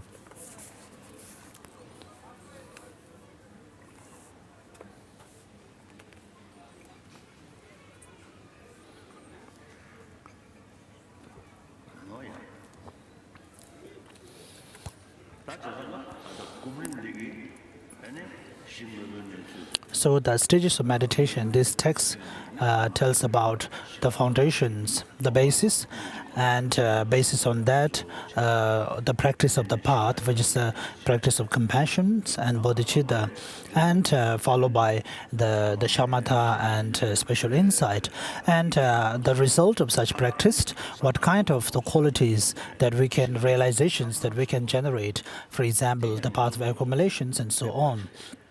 And this is a very beautiful presentation, and we have to keep in our mind, as presented in the Heart Sutra, the progress of the 5 paths.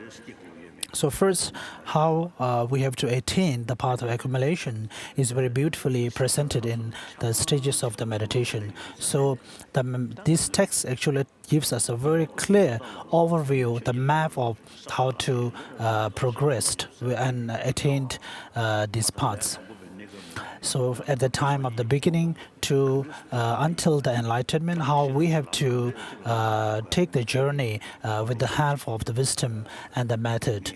And please, we have to keep this in mind, and we have to be sure that this is the correct order and the sequence. And so this is very important. And now,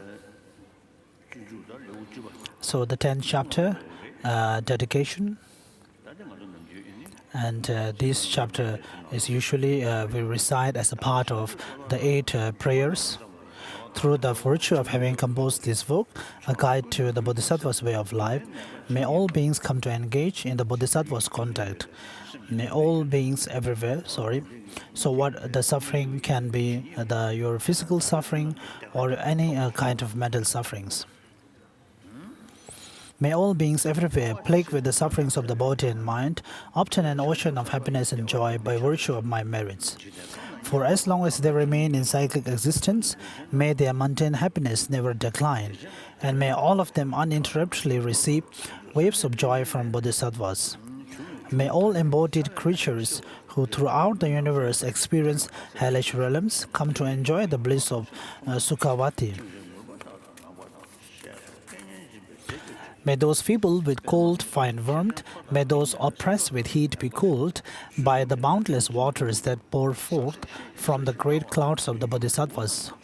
May the forest of razor-sharp leaves become a beautiful pleasure grove, and may the trees of knives and swords grow into wish-fulfilling trees.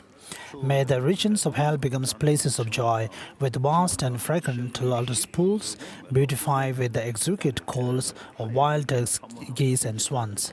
May the heaps of burning coals change into heaps of jewels. May the burning ground become a polished crystal floor, and may the mountains of the crushing hills become celestial palaces of worship filled with sukhadas. May the rains of lava, blazing stones, and weapons from now on become a rain of flowers, and may all battling with weapons from now on be a playful exchange of flowers. By the force of my virtues, may those caught in the fiery torrents of acid, and their flesh eaten away, revealing their lily-white bones, obtain the bodies of celestials and dwell with goddesses in gently flowing rivers. Why are the henchmen of Yama, the unbearable buzzards and vultures afraid, through whose noble strength is joy brought upon us and darkness dispelled? Looking up, they behold in the firmament the radiant form of Vajrapani. Through the force of their joy, may they be free from evil and find his company. When they see the lava fires of hell extinguished by a rain of falling flowers mixed with scented water, immediately satisfy their wonder whose work this was. In this way, may those in hell behold Padmapani. Friends, don't be afraid, but quickly gather here. What need is there to flee when above us is the youthful Manjughosha to dispel our fears, the tender Bodhisattva who protects all living things, through whose might all suffering is removed and the force of joy abounds. Behold him in an enchanting palace, resounding with hymns sung by 1,000 goddesses, with the tiaras of 100 gods being offered to his lotus feet, and a rain of many flowers falling on his head, the eyes of which are moist with kindness. Upon seeing Manjughosha in this way, may those in hell cry out loud with joy. Likewise, having seen, due to the roots of my wholesome deeds, the cool and the sweat-smelling rains falling from joyful clouds created by Bodhisattva Samandabhadra and Sarvanirvana Vishkambi, may all being in hell be truly happy. May all animals be free from the fear of being eaten by one another. May the hungry ghosts be as happy as the men of the northern continent. May they be satisfied by a stream of milk pouring from the hand of the noble Lord Avalokiteshvara, and by bathing in it may they always be cooled. May the blind see forms, may the deaf hear sounds, may just as it was with Mahadevi. May pregnant women give birth without pain. May the naked find clothing, the hungry find food, may the thirsty find water and delicious drinks. May the poor find wealth, those weak with sorrow find joy, may the forlorn find new hope, constant happiness and prosperity. May all who are sick and ill quickly be freed from their illness, and may every disease in the world never occur again. May the frightened cease to be afraid, and those bound to be free. And may the powerless find power, and may people think of benefiting one another. May all travelers find happiness everywhere they go, and without any effort, may they accomplish whatever they set out to do. May those who sail in ships and boats obtain whatever they wish for, and having safely returned to the shore, may they joyfully reunite with their relatives. May troubled wanderers who have lost their way meet with fellow travelers, and without any fear of thieves and tigers, may their going be easy without any fatigue. May those who find happiness themselves in trackless, fearful wilderness, the children, the aged, the unprotected, those stupid and insane, be guarded by beneficent celestials. May beings be free from all states of non-leisure and be endowed with faith, wisdom, and kindness. With food and excellent contact, may they be mindful throughout their lives. May all beings be without want for wealth, just like the treasury of space, and without it being the source of dispute or harm, may they always enjoy it as they wish. And in Tibetan, the monastic community. So when it comes to the case of the bhikshuni vows, so we have to follow the Vinaya patterns, the Vinaya rules and regulations, and this is not something that I can decide.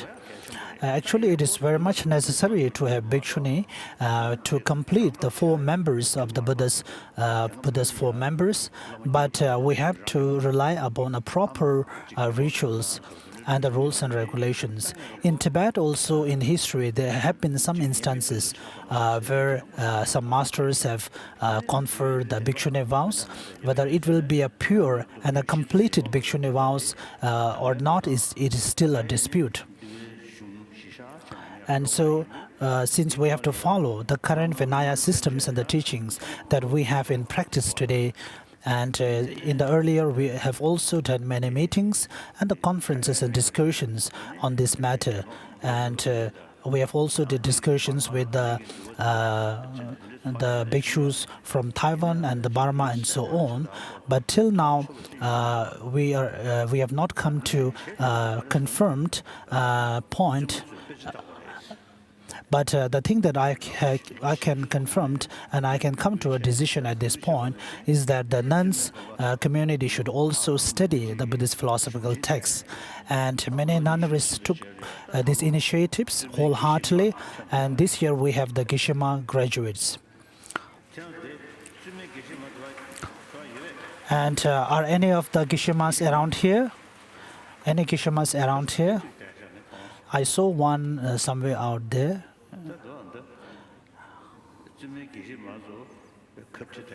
I think they're all hiding. I cannot see. We did a grand ceremony, and I think in the Tibetan history, this is the first time that the Gishimas obtained, the nuns obtained Gishima degree, having studied the Buddhist philosophical studies for over 20 years, and having expertise and gain the full understanding of the Buddhist teachings. And I have awarded the Gishima's certificates. And this is something that I can make a decision. But when it comes to the issue of bhikshuni vows, this is something that I have to go accordingly to the Vinaya traditions. And unless we come to a common opinion within all the bhikshuni's traditions, it will be difficult. In Tibet, we also have a term called Lamaism. So some people may criticize us that Tibetans are introducing many new systems, so this may not be good. So all the followers of the Vinaya traditions have to come to a common opinion and a decision here.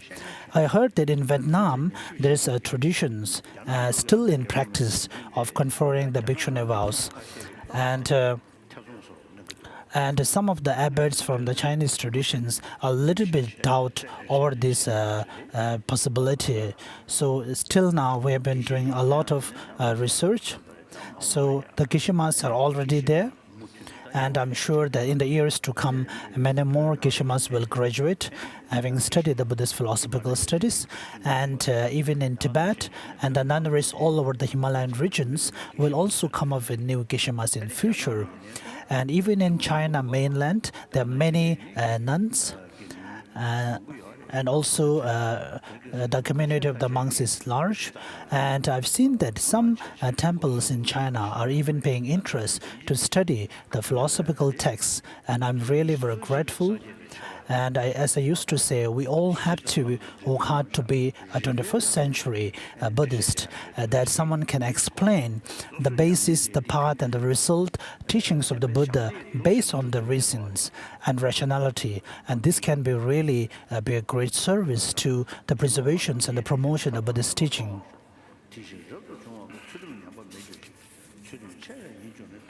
Verse number 44, may nuns be materially sufficient, abandon quarreling with each other, and be unharmed. Similarly, may all ordained ones never let their morality weaken. Whenever I wish to see something or even wish to ask the slightest question, may I behold without any hindrance the Lord Manjughosha himself. In order to fulfill the needs of beings who reach unto the ends of space, may my way of life be just like that of Manjughosha. For as long as space endures, and for as long as living beings remain, until then may I too abide to dispel the misery of the world.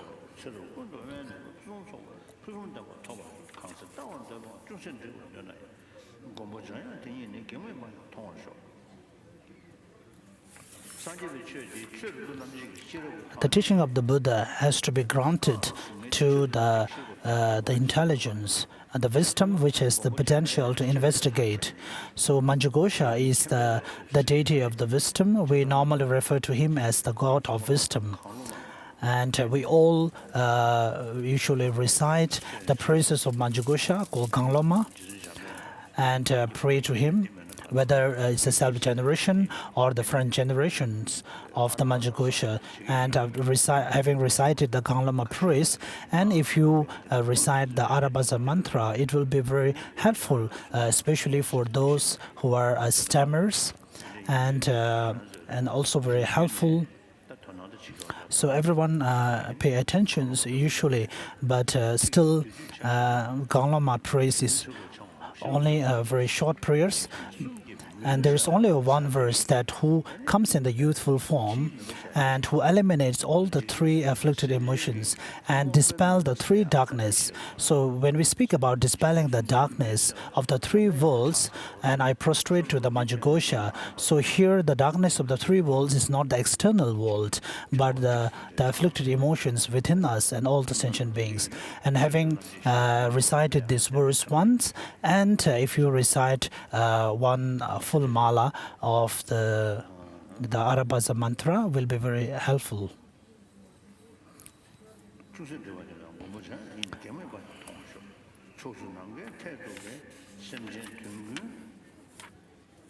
Verse number 54, in order to fulfill the needs of beings who reach on to the ends of space, may my way of life be just like that of Manjughosha. And the verse number 55 is the very strong prayers and dedication for as long as space endures and so on. And the benefit of the awakening mind, and the negativities of the self-cherishing attitudes, and so the awakening mind is the only one which can be a benefit to self and others. And having thought that, we have to cultivate the bodhicitta as much as possible.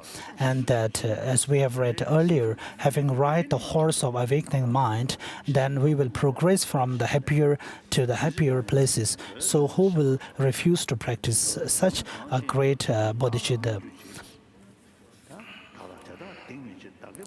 And verse number 56, may all the pains of living creatures ripen upon myself. And a similar expression is also coming from Nagarjuna's precious Kalant.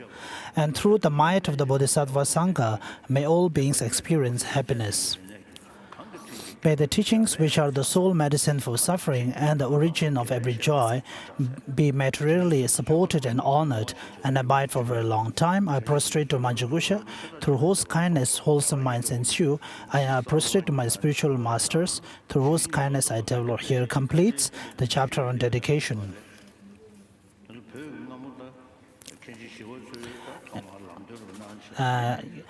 Shantideva actually gives the guidance and the instructions to the Tibetans while translating the text, that there should be two translators, one Tibetan translators and Indian masters. So they have to sit together and translate texts. And this is a very beautiful and a wonderful guidance from Shantideva. And therefore, in nowadays, when some scholars do some research, they come to the conclusion, to the common conclusion, that the Tibetan translation seems to be the most refined and the best translation till now. And the teachings of the Buddha on the base path and the result teachings were actually the one which is really almost at the same par with the Sanskrit origins, or the original Sanskrit text.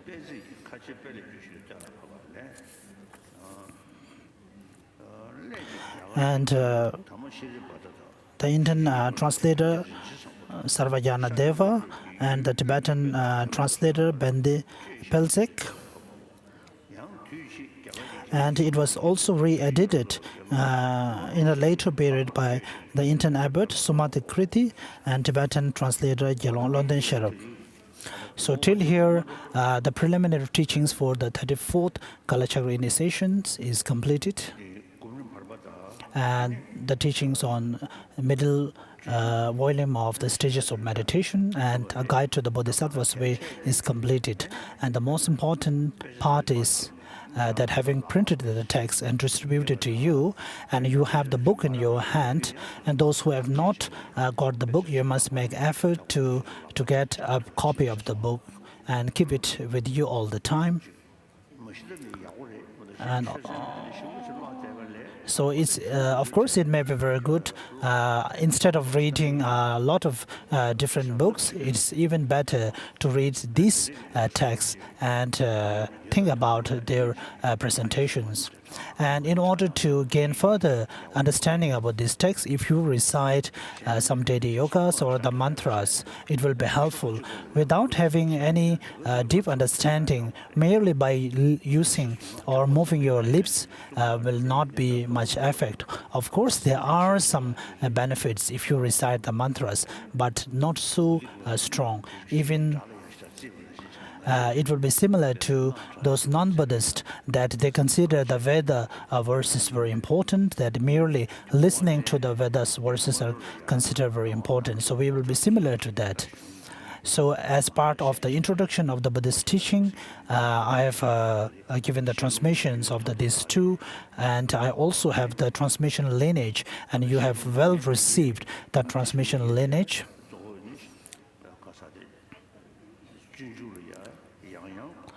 And especially for the guide to the Bodhisattva's way of life, I've been practicing for a long time, and I read it very often.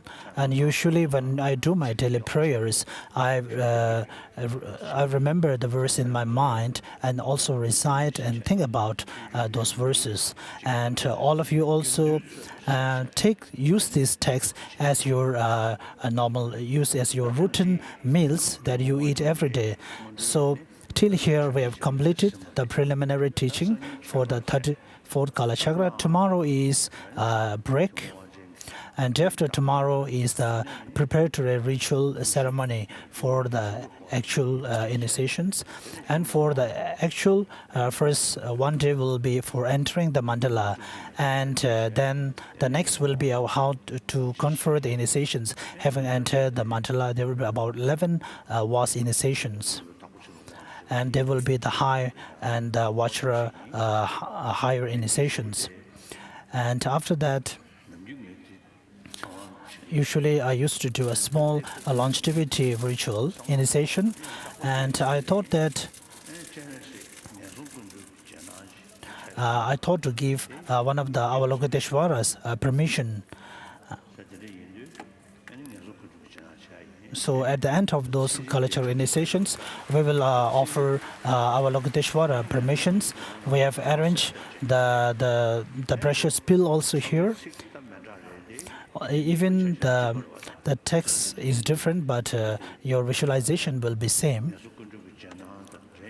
So along with this Avalokiteshvara's permissions, it will be also a part of the ceremony for your long life.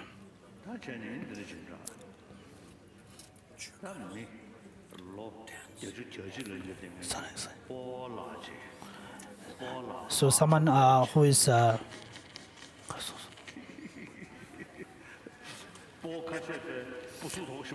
and some elderly people are very stubborn. I am a very simple and open-minded old man. And of course, when I get age, of course, I get tired easily and more often. So even anyway today, so I'm feeling very fine and in very good health. And all of you, please live in very happy. And so for the actual initiations, you have to receive the actual initiation yet. So that's all for today. Sanyi chabar sonsura. Sanyi chabar yin sonsura.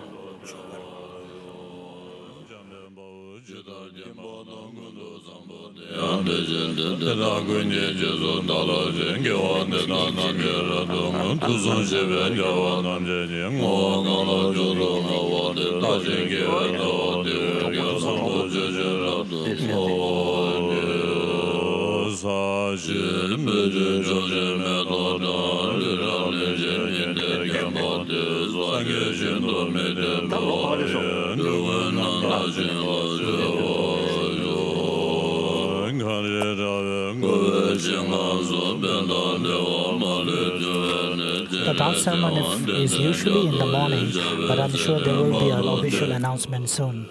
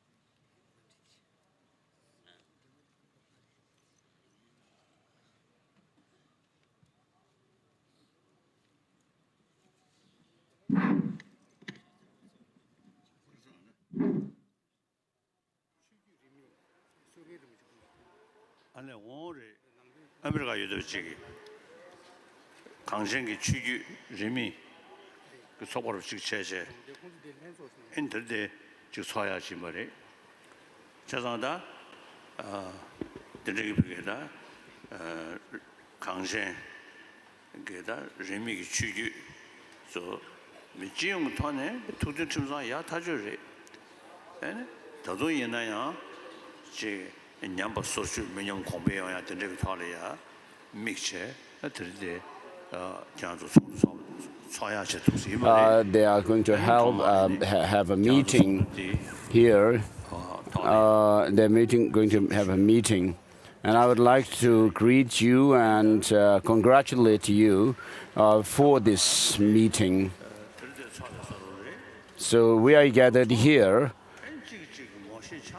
and then we make friends with each other and we become close to one another. And so that is the main cause for friendship and harmony amongst ourselves.